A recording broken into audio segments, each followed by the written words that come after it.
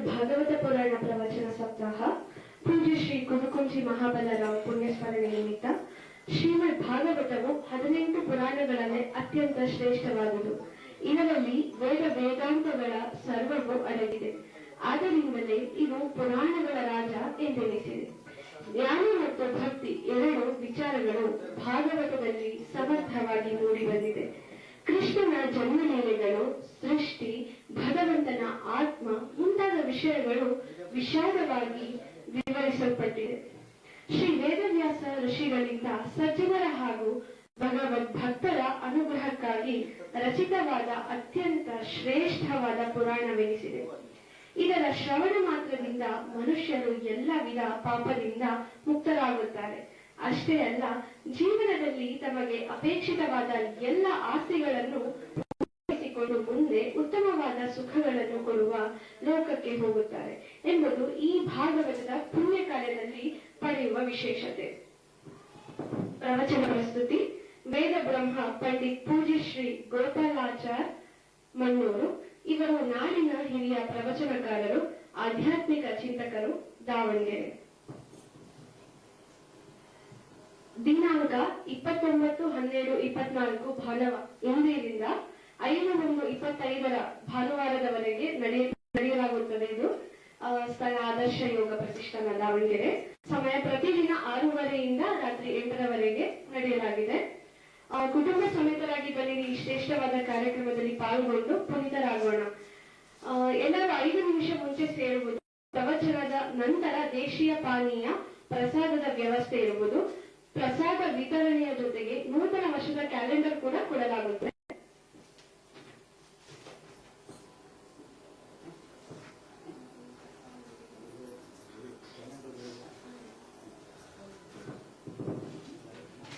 ಇಲ್ಲಿ ನೆಲೆಸಿರುವಂತಹ ಎಲ್ರಿಗೂ ಸ್ವಾಗತ. ಮೊದಲನೇದಾಗಿ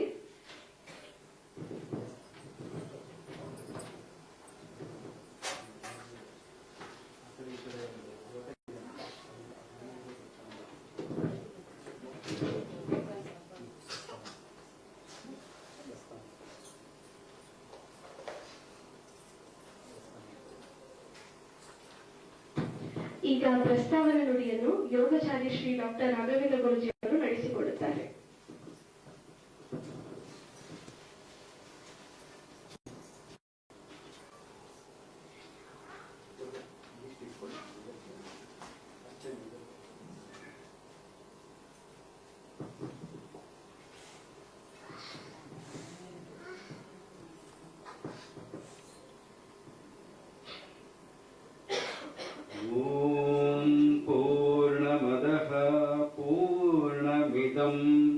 पूर्णात् पूर्णमुदच्यते पूर्णस्य पूर्णमादाय पूर्णमेवावशिष्यते. गुरुर्ब्रह्मा गुरुर्विष्णुः गुरुर्देवो महेश्वरः गुरु साक्षात् परब्रह्म तस्मै श्री गुरवे नमः. तस्मै श्री गुरवे नमः. हरि ओम तत्सत्. ಪ್ರೀತಿಯ ಎಲ್ಲ ಹಿರಿಯ ಮಾತೃ ಸಮಾನರಾದಂತಹ ತಾಯಿಂದಿರೇ, ಹಿರಿಯರೇ, ಮಕ್ಕಳೇ, ಬಂಧು ಬಾಂಧವರೇ, ತಮಗೆಲ್ಲರಿಗೂ ಆತ್ಮೀಯವಾದ ಸ್ವಾಗತ. ಎಲ್ಲ ಇಂದಿನ ವಿಶೇಷವಾದ ಕಾರ್ಯಕ್ರಮದ ಬಗ್ಗೆ ನಿಮಗೆಲ್ಲ ಗೊತ್ತಿದೆ. ಇದೇ ತಿಂಗಳು 1ನೇ ತಾರೀಕು ನಮ್ಮ ಪೂಜ್ಯರಾದಂತಹ ಕುದುಕುಂಜಿ ಮಹಾಬಲರಾವ್ ಅವರು ಸ್ವರ್ಗಸ್ಥ ವಿಚಾರ. ಎಲ್ಲ ವಿಧಿವಿಧಾನಗಳನ್ನು ಮುಗಿಸಿ ಕೊನೆಯಲ್ಲಿ ಅವರ ಚಿರಶಾಂತಿಗಾಗಿ, ಸ್ವರ್ಗ ಪ್ರಾಪ್ತಿಗಾಗಿ ಒಂದು ವಿಶೇಷವಾದ ಕಾರ್ಯಕ್ರಮವನ್ನ ನಾವು ಹಮ್ಮಿಕೊಳ್ಳಬೇಕು ಅಂತ ಒಂದು ಆಶಯವಾಯಿತು. ಅದರಂತೆ ಇಂದಿನ ಈ ಕಾರ್ಯಕ್ರಮವನ್ನು ನಾವು ಹಮ್ಮಿಕೊಂಡಿದ್ದೇವೆ. ಅನೇಕ ಕಾರ್ಯಕ್ರಮಗಳನ್ನು ನಾವು ಮಾಡ್ತೇವೆ, ಹುಟ್ಟಿನಿಂದ ಸಾವಿನವರೆಗೂ. ವಿಶೇಷವಾಗಿ ಹುಟ್ಟು ಹಬ್ಬವನ್ನು ಆಚರಿಸ್ತೇವೆ, ಹಬ್ಬ ಹರಿದಿನಗಳನ್ನು ಆಚರಿಸ್ತೇವೆ. ಬದುಕಿನುದ್ದಕ್ಕೂ ಏನಾದರೂ ಒಂದು ಆಚರಣೆಯನ್ನು ನಾವು ಮಾಡ್ತೇವೆ. ಆದರೆ ಒಬ್ಬ ಮನುಷ್ಯ ಬದುಕಿ ಬಾಳಿ ತನ್ನ ಬದುಕನ್ನ ಹಸನಾಗಿಸಿ ಮುಂದಿನ ಪೀಳಿಗೆಗೆ ತನ್ನ ಸಂಸ್ಕಾರವನ್ನು ಕೊಟ್ಟು ಆ ಆದರ್ಶವನ್ನ ಇಟ್ಟು ಮುಂದೆ ಆ ಕುಟುಂಬ ಅತ್ಯಂತ ಸುಖಕರವಾಗಿ ಬಾಳಲಿ, ಸಮೃದ್ಧಿಯಾಗಿ ಬಾಳಲಿ ಎನ್ನುವ ಆಶಯವನ್ನ ಆ ಒಂದು ಆತ್ಮ ಅಥವಾ ಜೀವ ಎಂದೆಂದು ಹರಿಸಬೇಕಾದ್ರೆ ಆ ಆತ್ಮಕ್ಕೆ ನಾವು ಅತ್ಯಂತ ಶ್ರದ್ಧೆಯಿಂದ, ಭಕ್ತಿಯಿಂದ, ಪೂಜ್ಯ ಭಾವನೆಯಿಂದ ಕಳಿಸ್ಕೊಡ್ಬೇಕಂತೆ. ಅದು ನಮ್ಮ ಸನಾತನ ಧರ್ಮದಲ್ಲಿ ವಿಶೇಷವಾಗಿರುವಂತಹ ಒಂದು ಹಂತ. ಈ ಹಂತದಲ್ಲಿ ಪ್ರತಿಯೊಬ್ಬ ಮನುಷ್ಯನ ಬದುಕು ಹಸನಾಗಬೇಕಾದ್ರೆ ಮತ್ತು ಆ ಪೀಳಿಗೆಯ ಒಂದು ವಂಶವೃದ್ಧಿ ಆಗಬೇಕಾದ್ರೆ ಸತ್ತ ನಂತರ, ತೀರಿಕೊಂಡ ನಂತರ ಅವರು ಮಾಡುವಂತಹ ಕಾರ್ಯಗಳೇನಿದಾವಲ್ಲ, ಅದು ನಮ್ಮ ಸನಾತನ ಧರ್ಮದಲ್ಲಿ ಬಹಳ ವಿಶೇಷತೆಯನ್ನು ಹೊಂದಿದೆ. ಯಾಕೆ ಹೇಳಿದ್ರೆ ಆತ್ಮಕ್ಕೆ ಯಾವತ್ತೂ ಸಾವಿಲ್ಲ ಅಂತ ಗೊತ್ತಿದೆ, ಶರೀರಕ್ಕೆ ಸಾವಿದೆ. ಹುಟ್ಟು ಸಾವು ಬದುಕಿನ ಎರಡು ಬಂಡಿಗಳು. ಅದರ ನಡುವೆ ನಾವೇನ್ ಬದುಕ್ತೇವಲ್ಲ, ಅದು ನಮ್ಮ ಜೀವನದ ಮೌಲ್ಯವನ್ನ ತೋರಿಸಿಕೊಡುವಂಥದ್ದು. ಅಂತಹ ಸಂದರ್ಭದಲ್ಲಿ ಒಬ್ಬ ಮನುಷ್ಯ ಬದುಕಿ ಬಾಳಿದ ನಂತರ, ಅವನ ಸಾವಿನ ನಂತರ ನಾವೇನು ಅವನಿಗೆ ಸದ್ಯ ಕೊಡ್ತೇವೆ, ಪುಣ್ಯ ಕಾರ್ಯವನ್ನು ಮಾಡ್ತೇವೆ. ಕಾರಣ ಅವರು ಜೀವ ಬಿಟ್ಟ ಮೇಲೆ ಇನ್ನೊಂದು ಆತ್ಮಕ್ಕೆ ಅದು ಹೋಗಿ ಸೇರ್ಕೊಳ್ತದೆ. ಅದಕ್ಕೆ ಯಾವತ್ತೂ ಸಾವಿಲ್ಲ, ಶರೀರಕ್ಕೆ ಮಾತ್ರ ಸಾವಿರುವಂತದ್ದು. ಆ ಆತ್ಮ ತೃಪ್ತಿಯಿಂದ ಸ್ವರ್ಗದಲ್ಲಿ 1 ವರ್ಷ ಬೇಕಂತೆ, 365 ದಿವಸಗಳು. ಆ ದಿವಸದವರೆಗೆ ಅವರ ಅನುಯಾಯಿಗಳು ಅಥವಾ ಅವರ ಮಕ್ಕಳು, ಮರಿಮಕ್ಕಳು, ಮೊಮ್ಮಕ್ಕಳು ಏನು ಸದ್ಗತಿಯನ್ನು ತೋರಿಸ್ತಾರೆ ಮತ್ತು ಶ್ರದ್ಧೆಯಿಂದ ಅವರ ಬಗ್ಗೆ ಕಾರ್ಯವನ್ನು ಮಾಡ್ತಾರೆ, ಅವರಿಗೆ ಅದರ ಫಲ ಸಿಗ್ತದೆ. ಆ ಫಲದಿಂದ ಮಾಡ್ತಾರೆ ಅಥವಾ ಯಾರು ಆ ಕಾರ್ಯವನ್ನ ಶ್ರವಣ ಮಾಡ್ತಾರೆ, ಕೇಳ್ತಾರೆ, ಅಲ್ಲಿ ಅವರಿಗೆ ಸುಖ ಪ್ರಾಪ್ತಿ ಆಗ್ತದೆ, ಸಮೃದ್ಧಿ ಆಗ್ತದೆ, ಆರೋಗ್ಯ ಉಂಟಾಗ್ತದೆ ಅನ್ನೋದು ಸನಾತನ ಧರ್ಮದ ಒಂದು ತಿರುಳು. ಇವತ್ತು ಶ್ರೀಮದ್ ಭಾಗವತ ಪ್ರವಚನ ಪುಣ್ಯ ಕಾರ್ಯವನ್ನ ಉದಾಹರಣೆಗೆ ಮಾತಿನಲ್ಲಾಗ್ಲಿ, ಸ್ವಭಾವದಲ್ಲಾಗ್ಲಿ, ಅಂತಹ ಗುರುಗಳು ನಮಗೆ ಸಿಗ್ಬೇಕಾದ್ರೆ ನಾವು ಪುಣ್ಯ ಮಾಡಿದ್ದೇವೆ. ಅಂತಹ ಮಹಿಮರು, ಪುಣ್ಯಾತ್ಮರು, ಮೇಧಾವಿಗಳು ಮತ್ತು ಪಂಡಿತ ಪಾಮರರು ನಮ್ಮ ಈ ಒಂದು ಕಾರ್ಯಕ್ರಮಕ್ಕೆ ಹೋಗ್ಬಿಟ್ಟು ಈ ಕಾರ್ಯಕ್ರಮ ನಡೆಸ್ತಾ ಇದ್ದಾರೆ. ಅವರಿಗೆ ನಮ್ಮೆಲ್ಲರ ಪರವಾಗಿ ನಮ್ಮ ಆದರ್ಶ ಯುವ ಪ್ರತಿಷ್ಠಾನ ಮತ್ತು ಪುದುಕುಂಜಿ ಮಹಾಬಲ್ ರಾವ್ ಮೊಮ್ಮಕ್ಕಳು, ಸೊಸೆಯಂದರು, ಹಳೆಯಂದರು ಎಲ್ಲರ ಪರವಾಗಿ ಈ ಕಾರ್ಯಕ್ರಮ ಅವರಿಗೆ ಪುಷ್ಪಹಾರವನ್ನು ಹಾಕ್ತಾ ಮತ್ತು ಫಲತಾಂಬೂಲವನ್ನು ಕೊಡ್ತಾ ಅವರಿಗೆ ಸ್ವಾಗತಿಸೋಣ. ನಮ್ಮ ಕುಟುಂಬಸ್ಥರು, ಅಣ್ಣಂದರು ಎಲ್ಲ ಬರಬೇಕು ದಯಮಾಡಿ.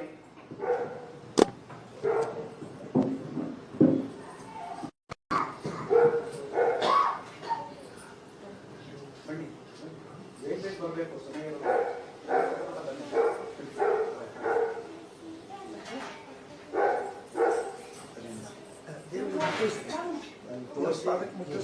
ಮುಗಿಸಿ ಮುಗಿಸ್ತಾರೆ. ಈ ಕಡೆಯಿಂದ ಈ ಕಡೆ ಇಲ್ವಾ, ಸೈಡ್ ಸೈಡ್ ಈ ಕಡೆ ಸೈಡ್ ಸೈಡಿಂದ ಇಲ್ಲಿಂದ ಈ ಕಡೆಯಿಂದ ಸೈಡಲ್ಲಿ ನಿಂತ್ಕೊಂಡ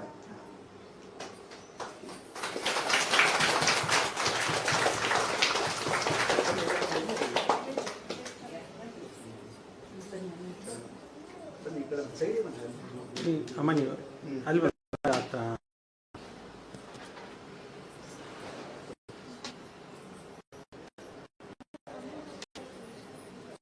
ನಿರ್ವಿಘ್ನವಾಗಿ ನಡೀಲಿ ಅಂತ ಆಶೀರ್ವಾದ ಮಾಡಿ.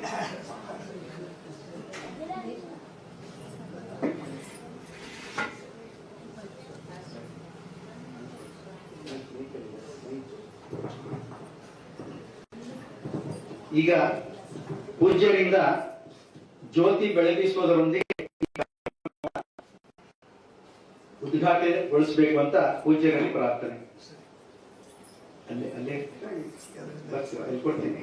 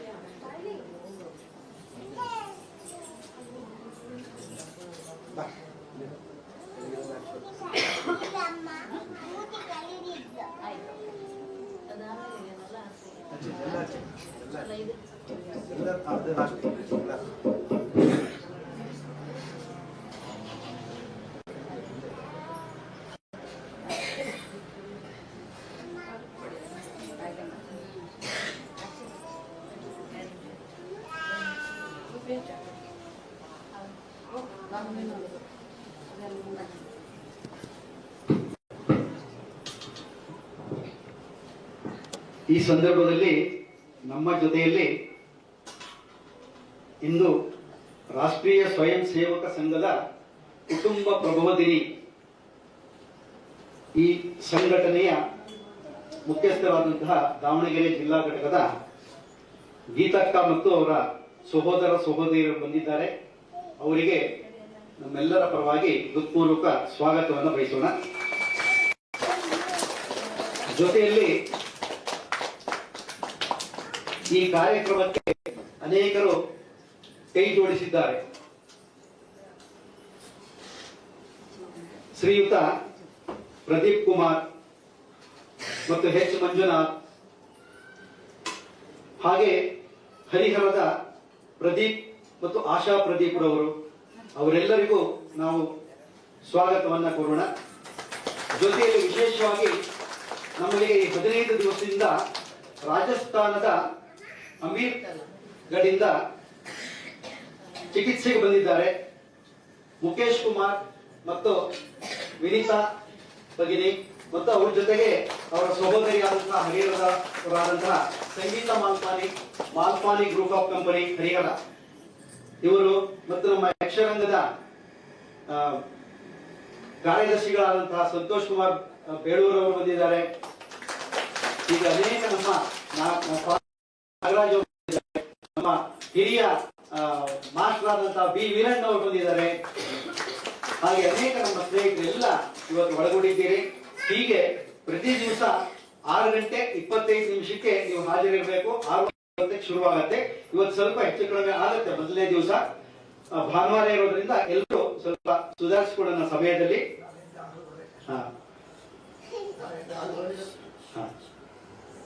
ಮತ್ತೆ ಕೊನೆಗೆ ಹೋಗುವಾಗ ಪ್ರಸಾದ ಇರುತ್ತೆ ಮತ್ತು ಹೊಸ ವರ್ಷದ ಕ್ಯಾಲೆಂಡರ್ ಕೂಡ ನಿಮಗೆ ವಿತರಣೆ ಇರುತ್ತೆ. ಎಲ್ಲರೂ ಅದನ್ನ ಸ್ವೀಕರಿಸಬೇಕು ಅಂತ ಕೇಳ್ಕೊಳ್ತೇವೆ. ಈಗ ಪೂಜ್ಯರಿಂದ ವಿಶೇಷವಾದಂತಹ ನಾವೆಲ್ಲರೂ ಕಾತುರದಿಂದ ಕಾಯುವಂತಹ ಶ್ರೀಮದ್ ಭಾಗವತ ಪುರಾಣ ಪ್ರವಚನ ಸಪ್ತಾಹದ ಉದ್ಘಾಟನೆ ಆಗಿದೆ. ಅವರು ಈ ಕಾರ್ಯಕ್ರಮವನ್ನ ನಿರ್ವಹಿಸಿಕೊಡಬೇಕು ಅಂತ ಪೂಜ್ಯರಲ್ಲಿ ಎಲ್ಲರ ಪರವಾಗಿ ಶಿರಸಾಷ್ಟಾಂಗವಾಗಿ ನಮಸ್ಕಾರವನ್ನು ಹೇಳಿಕೊಳ್ತೇವೆ. ಶುಭವಾಗಿ.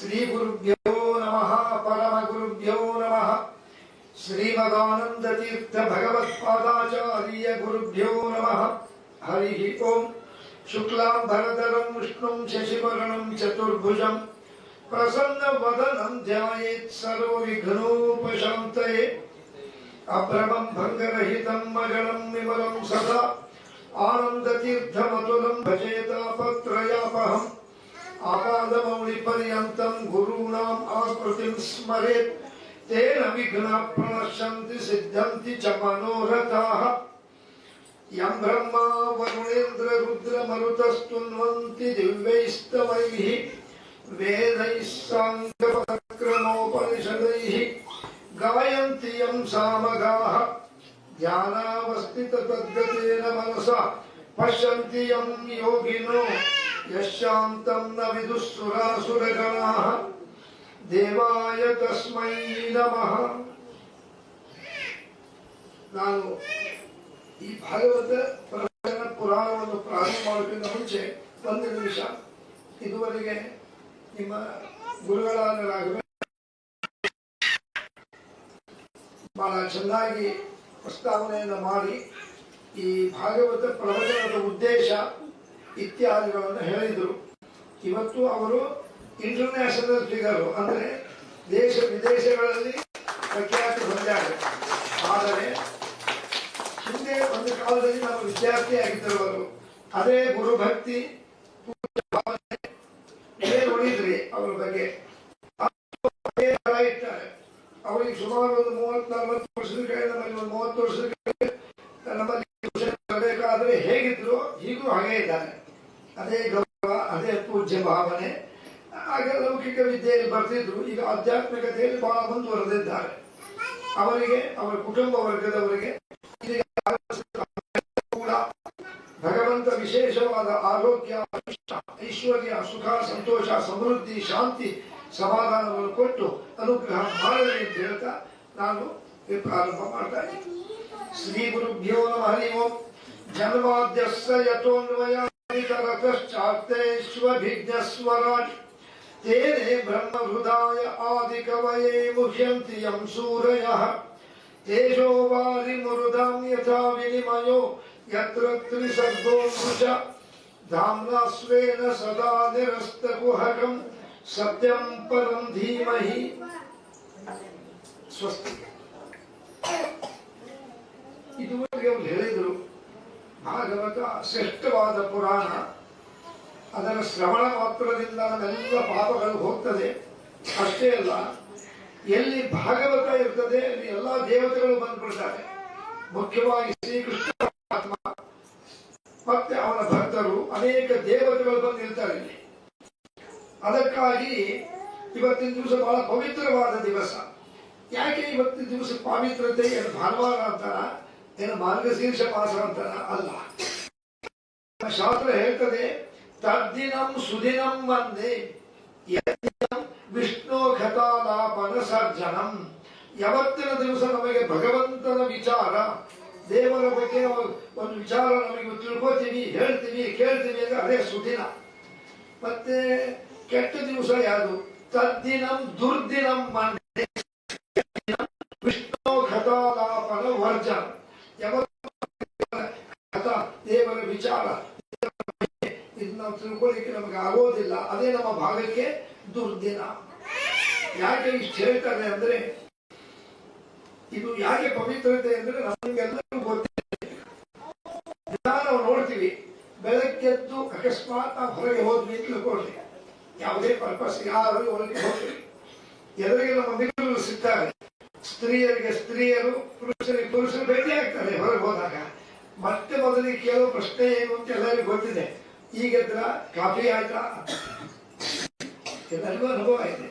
ಸ್ತ್ರೀಯರಿಗೆ ಈಗ ಬಂದ್ರ, ಏನ್ ಚಾ ಕುಡಿದು ಬಂದ್ರು, ಕಾಫಿ ಕುಡಿದು ಬಂದ್ರು, ಹಾಗೆ ಬಂದ್ರು, ಇದೇ ಪ್ರಶ್ನೆ. ಸ್ವಲ್ಪ 8-9 ಗಂಟೆ ಭೇಟಿ ಆದ್ರು ಅಂತ ತಿಳ್ಕೊಳ್ರಿ.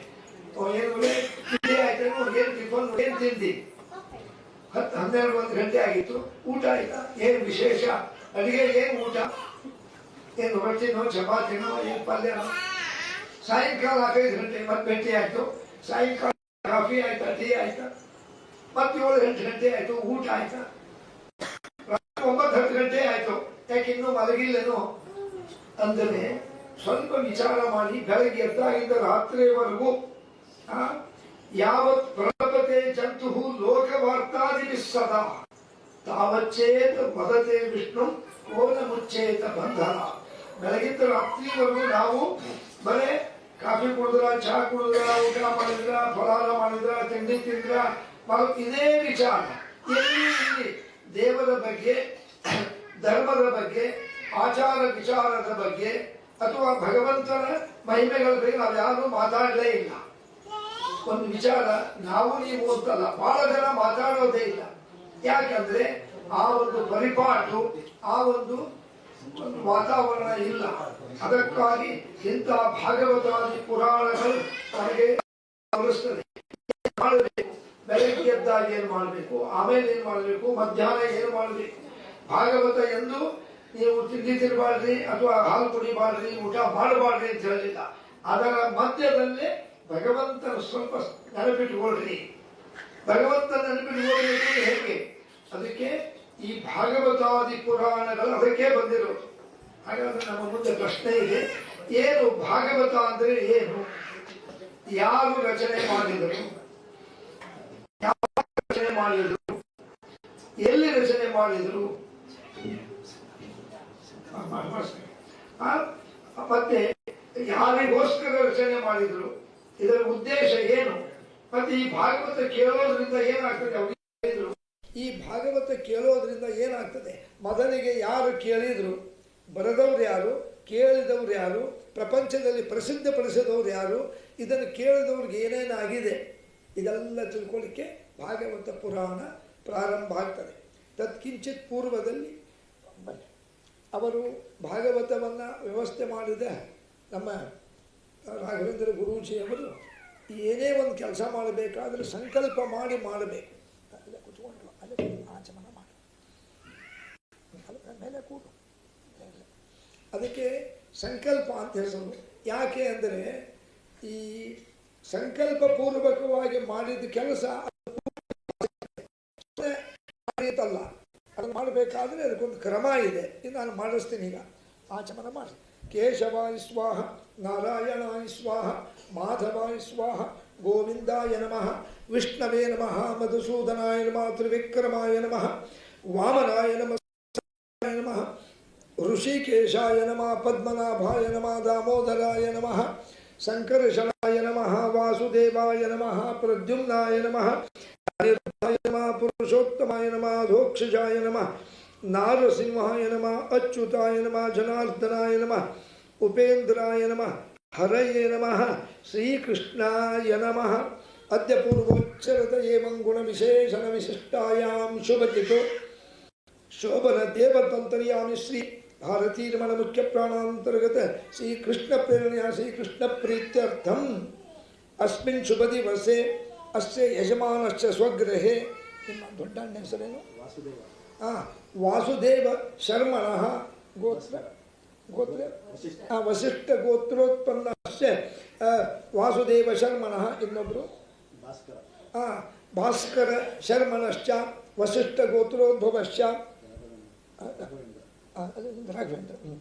ರಾಘವೇಂದ್ರ ಶರ್ಮಣಃ ವಸಿಷ್ಠ ಗೋತ್ರೋದ್ಭವಶ್ಚ.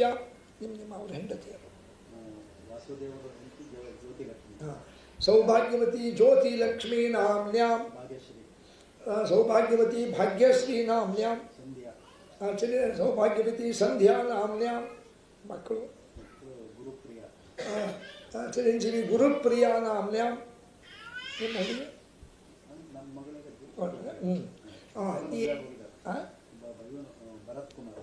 ಚಿರಂಜೀವಿ ಭರತ್ ಕುಮಾರ್ ನಾಮಧೇಯಶ್ಚ ಆಯ್ತಾ ಚಿರಂಜೀವಿ ಭಾವನಾ ನಾಮ್ನ್ಯಾಂ ಅನುಪಮಾ ಅನುಪಮಾ ನಾಮ್ನ್ಯಾಂ ಚಂದ್ರಕಾಂತ ನಾಮಧೇಯಶ್ಚ ಏತೆ ತಥಾ ಚ ಅತ್ರ ಸನ್ನಿಹಿತ ಮೇಘನಾ ಚಿರಂಜೀವಿ ಮೇಘನಾ ನಾಮ್ನ್ಯಾಂ ತಥಾ ಚ ಅತ್ರ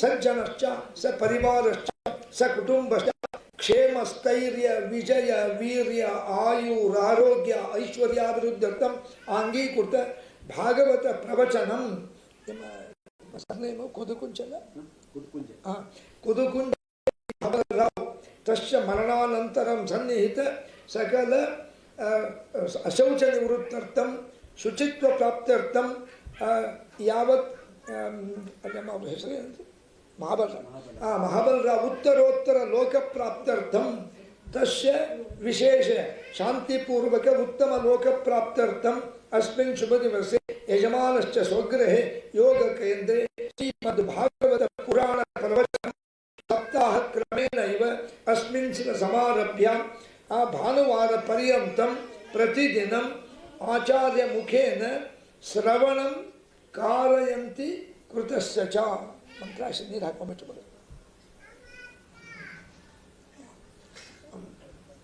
ಇದಂ ಭಾಗವತ ಪ್ರವಚನಂ ನಿರ್ವಿಘ್ನತಾ ಪರಿಸಮಾಪ್ತರ್ಥಂ ಗಣಪತಿ ಸ್ಮರಣಂ ಕರಿಷ್ಯೆ ವಕ್ರತುಂಡ ಮಹಾಕಾಯ ಸೂರ್ಯಕೋಟಿ ಸಮಪ್ರಭ ನಿರ್ವಿಘ್ನಂ ಕುರುಮೇ ದೇವ ಸರ್ವಕಾರೇಷು ಸರ್ವದಾ. ಇದು ಸಂಕಲ್ಪ ಮಾಡಿಬಿಟ್ರೆ ಏನು ಒಂದು ಸ್ಟ್ಯಾಂಪ್ ಪೇಪರ್ ಮೇಲೆ ಸೈನ್ ಮಾಡ್ದಂಗೆ ಗೆಜೆಟೆಡ್ ಆಫೀಸರು. ಬರೀ ನಾವೆಲ್ಲ ಸ್ಟ್ಯಾಂಪ್ ಪೇಪರ್ ಮೇಲೆ ಬರೋದು ಅದನ್ನು ಚಲಾವಣೆ ಮಾಡಲಿಕ್ಕೆ ಬರಲ್ಲ, ಅದಕ್ಕೆ ಗೆಜೆಟ್ ಆಫೀಸರ್ ಸೈನ್ ಬೇಕು. ಸಂಕಲ್ಪ ಮಾಡಿಬಿಟ್ರೆ ಇದು ಫಿಕ್ಸ್ ಆದಂಗೆ ಆಯಿತು. ಅಂದರೆ ದೇವರ ಲೆಕ್ಕಕ್ಕೆ ತೊಗೊಳ್ತಾರೆ, ಇದನ್ನು ನಾವು ಮಾಡಿದ್ದನ್ನು ಇಟ್ಕೊಳ್ತಾರೆ. ಅದಕ್ಕಾಗಿ ಸಂಕಲ್ಪಪೂರ್ವಕವಾಗಿ ಮಾಡಬೇಕು. ಈಗ ನಾನು ಒಂದು ಪ್ರಶ್ನೆ ಕೇಳಿದೆ, ಭಾಗವತ ಅಂದರೆ ಏನು ಅಂದರೆ, ಭಾಗವತ ಎಂಬುದು ಅತ್ಯಂತ ಶ್ರೇಷ್ಠವಾದ ಪುರಾಣ ಅಂತ ಇದೊಂದು ಹೆಸರು ಹಾಗೆ ಮಾಡಿ ಕರಿ. ಈಗ ಸಂಕಲ್ಪ ಮಾಡಿದರು, ಇದರ ಜೊತೆಗೆ ನಾವು ಕೆಲವರ ಹೆಸರು ಹೇಳ್ತೀನಿ, ಎಲ್ಲ ಇಲ್ಲಿ ಬರಬೇಕು.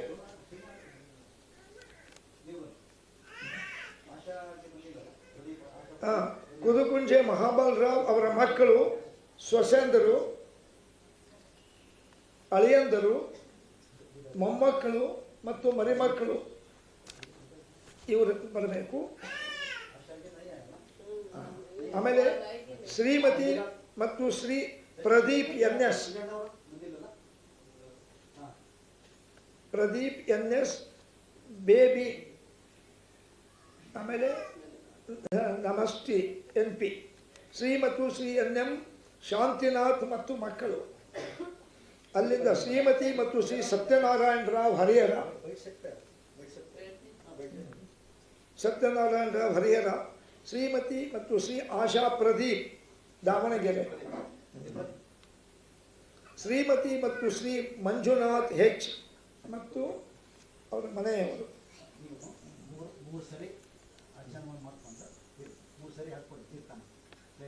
ಶ್ರೀಮತಿ ವಿನೀತಾ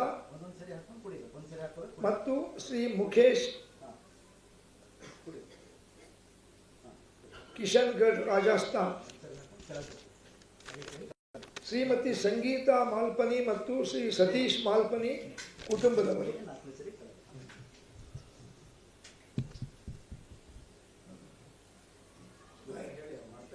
ಸರಿ, ಮಂತ್ರಾಕ್ಷಿ ಕೊಂಬಿಟ್ಬಿಟ್ಟೆ.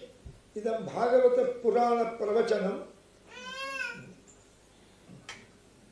ಕೈ ಮಂತ್ರಾಕ್ಷಿ ನೀರ ಕೊಂಬಿಡಿ.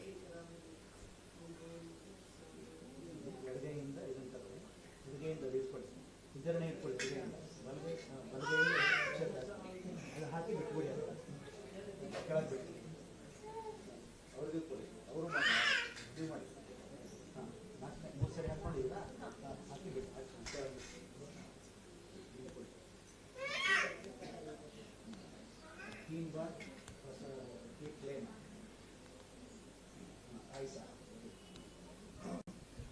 ಈಗ ನಮ್ಮ ಪ್ರಶ್ನೆ ಏನು ಕೇಳಿದೆ, ಭಾಗವತ ಅಂದರೆ ಏನು, ಇದನ್ನು ಯಾರು ರಚನೆ ಮಾಡಿದರು, ಯಾವಾಗ ಮಾಡಿದರು, ಯಾರಿಗೋಸ್ಕರ ಮಾಡಿದರು, ಮತ್ತು ತಾವು ರಚನೆ ಮಾಡಿ ಇದನ್ನು ಹೇಗೆ ಅದನ್ನು ಪ್ರಪಂಚದಲ್ಲಿ ಅದು ಪ್ರಸಿದ್ಧಿಯಾಗುವ ಮಾಡಿದರು, ಮತ್ತು ಈ ಭಾಗವತ ಕೇಳೋದ್ರಿಂದ ಏನಾಗ್ತದೆ, ಇದಕ್ಕೆಲ್ಲ ಉತ್ತರ ಅದೇ ಭಾಗವತ. ಮೊದಲಿಗೆ ಭಾಗವತವನ್ನು ರಚನೆ ಮಾಡಿದವರು ಸಾಕ್ಷಾತ್ ವೇದವ್ಯಾಸ ಋಷಿಗಳು, ಸಾಕ್ಷಾತ್ ವೇದವ್ಯಾಸ ಋಷಿಗಳು. ಹಾಗಾದರೆ ವೇದವ್ಯಾಸ ಋಷಿಗಳು ಬೇರೆ ಯಾರೂ ಅಲ್ಲ, ಸಾಕ್ಷಾತ್ ವಿಷ್ಣು ನಾರಾಯಣನೇ ವೇದವ್ಯಾಸರಾಗಿ ಅವತಾರ ಮಾಡ್ತಾನೆ. ಯಾಕೆ ಅಂತ ಮುಂದೆ ಬರ್ತದೆ. ಅವರು ಅವತಾರ ಮಾಡಿ ಈ ಭಾಗವತವನ್ನು ಅವರು ಬರೀತಾರೆ. ಹಾಗಾದರೆ ಈ ಭಾಗವತವನ್ನು ಬರೀಲಿಕ್ಕೆ ಕಾರಣ ಏನು? ಇವತ್ತು ಬಹಳ ಜನ ಆಧುನಿಕರು ಎಲ್ರಿ ಪುರಾಣ ಏನದ್ರಲ್ಲಿ ಏನು ಅವ ಸುಮ್ಮನೆ ಕೆಲಸ ಇದ್ದಿಲ್ಲ ಕೂತ್ಕೊಂಡೇನೋ ಬರೆಯೋರು ಅಂತಾರೆ. ಸರಿ, ಹಾಗಾದರೆ ಇವತ್ತೊಬ್ಬರಿಗೆ ನಾವೇನು ಕೆಲಸ ಕೊಡದೆ ಕೂಡಿಸಿ ಒಂದು ಯಾವ್ದಾರ ಪುರಾಣ ಬರೆಯಪ್ಪ ಅಂದರೆ ಪುರಾಣ ಬರೆಯೋದು ಬೇಡ, ಒಂದು ವಾಕ್ಯ ಬರೀಲಿಕ್ಕಾಗಲ್ಲ. ಇವತ್ತು ವೇದವ್ಯಾಸರು ಎಷ್ಟು ಬರೆದಾರೆ ಗೊತ್ತಾ? 18 ಪುರಾಣ, 18 ಉಪಪುರಾಣ ಎಲ್ಲ ಲೆಕ್ಕ ತಗೊಂಡ್ರೆ 40,000 ಶ್ಲೋಕ, 4,20,000 ಶ್ಲೋಕಗಳು, 4,20,000 ಶ್ಲೋಕವನ್ನು ಒಬ್ಬ ವ್ಯಕ್ತಿ ಬರೀಲಿಕ್ಕೆ ಆಗ್ತದ? ಅದರಲ್ಲಿ ಎಲ್ಲ ಬಂದುಬಿಡ್ತು. 18 ಪುರಾಣಗಳು ಅಂದರೆ ಯಾವುದು? ಮಹಾಭಾರತ, ರಾಮಾಯಣ, ಭಾಗವತ, ಮತ್ತು ಮತ್ಸ್ಯ ಪುರಾಣ, ನಾರದ ಪುರಾಣ, ಲಿಂಗ ಪುರಾಣ, ಶೈವ ಪುರಾಣ, ಭವಿಷ್ಯತ್ ಪುರಾಣ, ಬ್ರಹ್ಮಾಂಡ ಪುರಾಣ, ಬ್ರಹ್ಮಕಾಂಡ ಪುರಾಣ, ಗರುಡ ಪುರಾಣ, ಆಮೇಲೆ ಭವಿಷ್ಯೋತ್ತರ ಪುರಾಣ, ಪದ್ಮ ಪುರಾಣ ಎಲ್ಲ ಸೇರಿ 4,20,000 ಶ್ಲೋಕಗಳನ್ನು ಬರೆದಾರೆ. ಸರಿ, ಇನ್ನು ಭಾಗವತವನ್ನು ಬರೆದಿದ್ದಿಲ್ಲ. ಅವರು ತಮ್ಮ ಆಶ್ರಮದಲ್ಲಿ ಕೂತಿದ್ರು. ಎಲ್ಲಿ? ಶಮ್ಯಪ್ರಾಸ ಅಂತ ಉತ್ತರ ಭಾರತದ ಹರಿದ್ವಾರ ಅಂತಿದೆ, ಈಗಲೂ ಇದೆ. ಅದರ ಸಮೀಪದ ಆಶ್ರಮದಲ್ಲಿ ಕೂತಾಗ ನಾರದ ಋಷಿಗಳು ಬಂದು ಪ್ರಾರ್ಥನಾ ಮಾಡ್ತಾರೆ, ಸ್ವಾಮಿ ನೀವು ಭಾಗವತ ರಚನೆ ಮಾಡಿರಿ. ಯಾಕಂದರೆ ಇದುವರೆಗೆ ನೀವು 17 ಪುರಾಣಗಳನ್ನು ಬರೆದಿರಲ್ಲ, ಅವು ಭಾಳ ದೊಡ್ಡದಾಗಿದೆ. ಬಹಳ ದೊಡ್ಡ ಪುರಾಣ ಇದ್ದರೆ ಯಾರೂ ಓದ್ಲಿಕ್ಕೆ ಹೋಗಲ್ಲ, ಕೇಳಲಿಕ್ಕೆ ಹೋಗಲ್ರಿ. ನಮ್ಮ ಚಿಕ್ಕದಿರಬೇಕು, ಅದಕ್ಕೆ ಚಿಕ್ಕದಾಗಿರಬೇಕು, ಅದರಲ್ಲಿ ಎಲ್ಲ ಇರಬೇಕು. ಅಂಥ ಒಂದು ಪುರಾಣವನ್ನು ರಚನೆ ಮಾಡ್ರಿ ಅಂತಂದಾಗ ವೇದವ್ಯಾಸರು ಸರಿಯಾಗಿ ಹೇಳಿದಪ್ಪ ನಾರದ ಮಾಡ್ತೀನಿ ಅಂತಂದು ಆಗ ಶ್ರೀಮದ್ ಭಾಗವತವನ್ನು ರಚನೆ ಮಾಡಿದರು. ಇದು ಭಾಗವತದ ಹಿನ್ನೆಲೆ. ಈಗ ಸಾಮಾನ್ಯವಾಗಿ ಈ ಮೊದಲಿಗೆ ನಮಗೆ ಈ ಭಾಗವತ ಅಂದರೆ ಏನು ಅಂತ ಬೇಕಲ್ಲ. ಸರಿ, ರಚನೆ ಏನೋ ಮಾಡಿದರು. ಭಾಗವತ ಅಂದರೆ ಏನು ಎಂಬುದಕ್ಕೆ ಉತ್ತರ ಹೇಳ್ತಾರೆ. ನಿಗಮಕಲ್ಪತರೋರ್ಗಲಿತಂ ಫಲಂ ಶುಕಮುಖಾದಮೃತದ್ರವ ಸಂಯುತಂ ಪಿಬತ ಭಾಗವತರ ಸಮಾಲಯಂ ಮುಹುರಹೋ ರಸಿಕಾಃ ಭುವಿ ಭಾವುಕಾಃ. ನೋಡ್ರಿ, ಭಾಗವತ ಎದಕ್ಕೆ ಹೋಲಿಸ್ತಾ ಇದ್ದಾರೆ? ಭಾಗವತ ಎಂಬುದು ಸ್ವರ್ಗಲೋಕದಲ್ಲಿ ಹುಟ್ಟಿದ ಒಂದು ಮರದಲ್ಲಿ ಹಣ್ಣು. ಸ್ವರ್ಗಲೋಕದಲ್ಲಿ ಎಂಥ ಮರ ರೀ? ಎದರಿಂದ ಹುಟ್ಟಿದೆ? ಯಾವುದೋ ಬೀಜ ಹುಟ್ಟಿದ ಮರ ಅಲ್ಲ, 4 ವೇದಗಳದೇ ಮರ. ಅಂದರೆ ವೇದಗಳು 4: ಋಗ್ವೇದ, ಯಜುರ್ವೇದ, ಸಾಮವೇದ, ಅಥರ್ವವೇದ. ಈ 4 ವೇದಗಳದೇ ಮರ ಹುಟ್ಟಿದಂತೆ ಸ್ವರ್ಗಲೋಕದಲ್ಲಿ. ಹೌದು, ಆ ಮರ ಹುಟ್ಟಿದೆ ಅಲ್ಲ, ಅದಕ್ಕೆ ಎಷ್ಟು ರೆಂಬೆಗಳು? ರೆಂಬೆ ಅಂದರೆ ನಾವು ಸಂಸ್ಕೃತದಲ್ಲಿ ಸ್ಕಂದಗಳು ಓದ್ತೀವಿ, ಅದಕ್ಕೆ ಕೊಂಬೆಗಳು. ಭಾಗವತಕ್ಕೆ 12 ಸ್ಕಂದ, ಆ ಮರಕ್ಕೆ 12 ರೆಂಬೆಗಳಿವೆ. ಆಯಿತಾ? ಎಲೆಗಳು ಎಷ್ಟಿವೆ ರೀ ಅದರಲ್ಲಿ? 346 ಅಧ್ಯಾಯ ಭಾಗವತ. ಅಂದರೆ ಭಾಗವತಕ್ಕೆ 12 ಸ್ಕಂದ ಅಂದರೆ 12 ಭಾಗ, 346 ಅಧ್ಯಾಯಗಳು. ಶ್ಲೋಕ ಎಷ್ಟಿದ್ದಾವೆ? 18,000 ಶ್ಲೋಕ. ಹೌದು, ಯಾಕೆ ಹಣ್ಣಿಗೆ ಹೋಲಿಸಿದ್ದಾರೆ ಅಂದರೆ ನಿಗಮ ಅಂದರೆ ವೇದ, ನಿಗಮಕಲ್ಪತರು. ನಿಗಮ ಅಂದರೆ ವೇದಗಳದೇ ಸರ್ವ ಇಷ್ಟಾರ್ಥವನ್ನು ಕೊಡುವಂಥ ಮರ ಸ್ವರ್ಗಲೋಕದಲ್ಲಿ ಹುಟ್ಟಿದೆ. ಅದರಲ್ಲಿ ಒಂದು ಫಲಭರಿತವಾದ ಹಣ್ಣಾಗಿದೆ. ಒಂದು ಮಾವಿನ ಮರ ಅಂತ ತಿಳ್ಕೊಡ್ರಿ. ವೇದಗಳಿಂದ ಹುಟ್ಟಿದ ಮಾವಿನ ಮರದಲ್ಲಿ ಒಂದು ಹಣ್ಣಾಗಿದೆ. ಹೆಂಗಿದ್ರೆ ಹಣ್ಣದು? ಶುಖಮುಖಾದ ಅಮೃತದ್ರವ ಸಂಯುತಂ. ಸಂಸ್ಕೃತದೊಳಗೆ ಶುಕ ಅಂದರೆ ಗಿಳಿಗೆ ಶುಕ ಅಂತಾರೆ. ಗಿಳಿಯಿಂದ ಕುಕ್ಕಲ್ಪಟ್ಟಿದೆ. ನಿಮಗೆ ಗೊತ್ತಿದೆ, ಒಂದು ಮಾವಿನ ಒಂದು ಹಣ್ಣು ಕುಕ್ಕುತ್ತದೆ ಅಂದರೆ ಅದು ಸಿಹಿ ಇರಬೇಕು, ಅದು ಹುಳಿ ಇದ್ರೆ ಕುಕ್ಕೋದಿಲ್ಲ. ಅದಕ್ಕೆ ಸಂಸ್ಕೃತದೊಳಗೆ ಮುಖ ಅಂದರೆ ಬಾಯಿ. ಶುಕ ಮುಖ, ಗಿಳಿಯಿಂದ ಆ ಹಣ್ಣು ಕುಕ್ಕಲ್ಪಟ್ಟಿದೆ. ಹೌದ್ರಿ, ಇದು ಒಂದರ್ಥ. ಇನ್ನೊಂದರ್ಥ, ಈ ಭಾಗವತವನ್ನು ಈಗ ನಾ ಹೇಳಿದ್ನಲ್ಲ, ವೇದವ್ಯಾಸರು ರಚನೆ ಮಾಡಿ ತಮ್ಮ ಮಕ್ಕಳಾದ ಅವ್ರ ಮಕ್ಕಳ ಹೆಸರು ಶುಕ ಅಂತ ಶುಕಾಚಾರ್ಯರಿಗೆ ಹೇಳಿದರು. ಅಂದರೆ ಶುಕಮುಖ, ಆ ಶುಕಾಚಾರ್ಯರು ಈ ಭಾಗವತವನ್ನು ಅವರ ತಂದೆಯಾದ ವೇದವ್ಯಾಸರಿಂದ ತಿಳ್ಕೊಂಡ್ಬಂದು ಉಳಿದವರಿಗೆಲ್ಲ ಹೇಳ್ತಾರೆ. ಅಂದರೆ ಶುಕಾಚಾರ್ಯರ ಬಾಯಿಂದ ಬಂದಿದೆ ಶುಕಮುಖ. ಹೌದ್ರಿ, ಈಗ ನಾ ಹೇಳಿದೆ, ಗಿಳಿ ಕುಕ್ಕಿದ ಹಣ್ಣು ಹೇಗಿರ್ತದೆ? ಸಿಹಿಯಾಗಿರ್ತದೆ. ಹಾಗಾದರೆ ಅದಕ್ಕೆ ಶುಕಮುಖಾದ ಅಮೃತದ್ರವ ಸಂಯುತ. ಅಮೃತದ್ರವ ಅಂದರೆ ಅತ್ಯಂತ ರುಚಿಕಟ್ಟಾಗಿರೋ ಮಾವಿನ ಹಣ್ಣು ಒಂದು ಲೆಕ್ಕ. ಇನ್ನೊಂದು ಲೆಕ್ಕ ಶುಕಮುಖಾದ, ಶುಕಾಚಾರ್ಯರ ಬಾಯಿಂದ ಬಂದಿದೆ. ಅಮೃತದ್ರವ ಸಂಯುತಂ ಅಂದರೆ ಭಾಗವತವನ್ನು ಕೇಳಿದವರಿಗೆ ಆಯುಷ್ಯ ಮತ್ತು ಆರೋಗ್ಯ ಮತ್ತು ಸುಖ ಜಾಸ್ತಿ ಆಗ್ತದೆ. ಅದಕ್ಕೆ ಅಮೃತತ್ವ ಅಂತ ಹೇಳ್ತೀವಿ. ಸಂಸ್ಕೃತದೊಳಗೆ ಅಮೃತತ್ವ ಅಂದರೆ ಸ್ವಲ್ಪ ಬಿಡಿಸಿ ಇದ್ರೆ ಅರ್ಥ ಆಗ್ತದೆ. ಇವತ್ತು ನೋಡ್ತೀವಿ, ಅದಕ್ಕೆ ಇಂಗ್ಲೀಷ್ನಲ್ಲಿ ಒಂದು ಮಾತು ಹೇಳ್ತಾರೆ, out of 3, 2 persons are attacked by either BP or sugar. 3 ಜನದಲ್ಲಿ ಇಬ್ಬರಿಗೆ ಶುಗರು ಇಲ್ಲ BP ಇರ್ತದೆ. ಯಾಕ್ರಿ? ಈಗ ಒಂದು 25-30 ವರ್ಷದ ಕೆಳಗೆ ಕಡಿಮೆ, 10 ಜನಕ್ಕೆ ಒಬ್ಬರಿಗೆ ಇರ್ತಿತ್ತು. ಈಗ ಒಂದು 30-40 ವರ್ಷದ ಕೆಳಗೆ 100 ಜನಕ್ಕೆ ಒಬ್ಬರಿಗೆ ಇರ್ತಿತ್ತು. ಈಗ ಒಂದು 50 ವರ್ಷದ ಕೆಳಗೆ ಇಲ್ಲೋ ಒಬ್ಬೊಬ್ಬರಿಗೆ. ಯಾಕೆ? ಅದೇ ಊರು, ಅದೇ ಜನ, ಅದೇ ನೀರು, ಅದೇ ಆಹಾರ. ಯಾಕೆ ಅವಾಗ BP ಶುಗರ್ ಜಾಸ್ತಿ ಇರ್ತಿದ್ದಿಲ್ಲ, ಈಗ ಯಾಕೆ ಜಾಸ್ತಿ ಇದೆ? What is the reason behind it? ಇದರ ಹಿಂದೆ ಏನು ಕಾರಣ ಅಂದರೆ ಉತ್ತರ ಇಲ್ಲೇ ಇದೆ ನೋಡಿ. ಹಿಂದಿನ ಕಾಲದಲ್ಲಿ ಸಾಯಂಕಾಲ ಆದ ಕೂಡಲೇ ದೇವಸ್ಥಾನ, ಮಠಗಳು, ಮಂದಿರಗಳು ಅಥವಾ ಕಾರ್ಯಕ್ಷೇತ್ರಗಳಲ್ಲಿ ಸಾಯಂಕಾಲ ಆದ ಕೂಡಲೇ ಇಲ್ಲಿ ಹರಿಕಥೆ, ಶಿವಕಥೆ, ಪುರಾಣ, ಗಮಕ, ಭಜನೆ, ವಾಚನ ಇದಿರ್ತಿತ್ತು. ಎಲ್ಲರೂ ಸಾಯಂಕಾಲ ಆದ ಕೂಡಲೇ ಹೆಣ್ಮಕ್ಳು ಗಂಡ್ಮಕ್ಳು ಮನೆ ಕೆಲಸ ಮುಗಿಸ್ಕೊಂಡು ಆ ದೇವಸ್ಥಾನಕ್ಕೆ ಹೋಗಿ ಕೂತ್ಕೊಂಬೋದು. ಯಾಕೆ?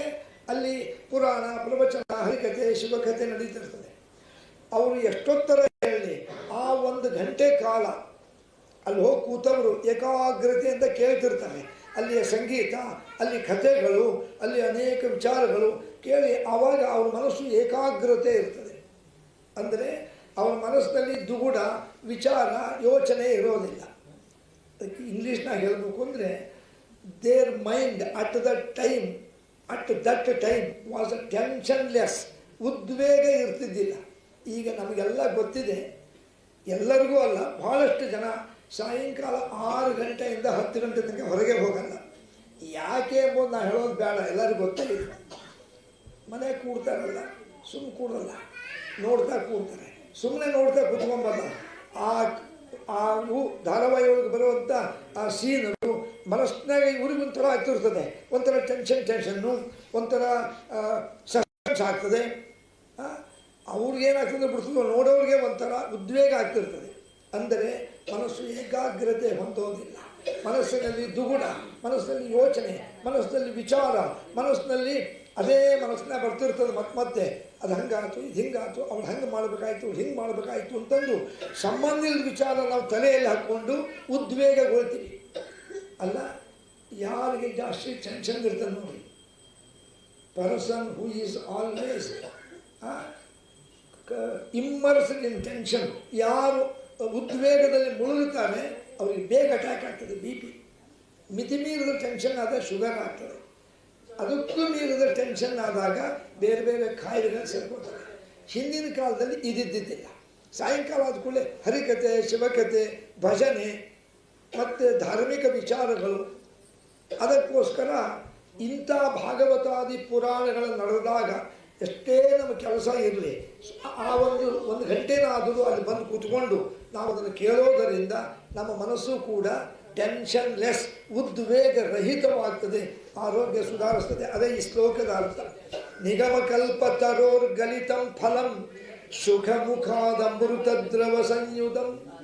ಅಮೃತ ದ್ರವ ಸಂಸ್ಕೃತೊಳಗೆ ಅಮೃತ ಅಂದರೆ ನ ಮೃತ ಅಮೃತ, ಮರಣಕ್ಕೆ ಮೃತ, ಮರಣ ಇಲ್ಲದವ್ರಿಗೆ ಅಮೃತ. ಅಂದರೆ ಭಾಗವತ ಕೇಳಿದ್ರೆ ಮರಣ ಇಲ್ಲ.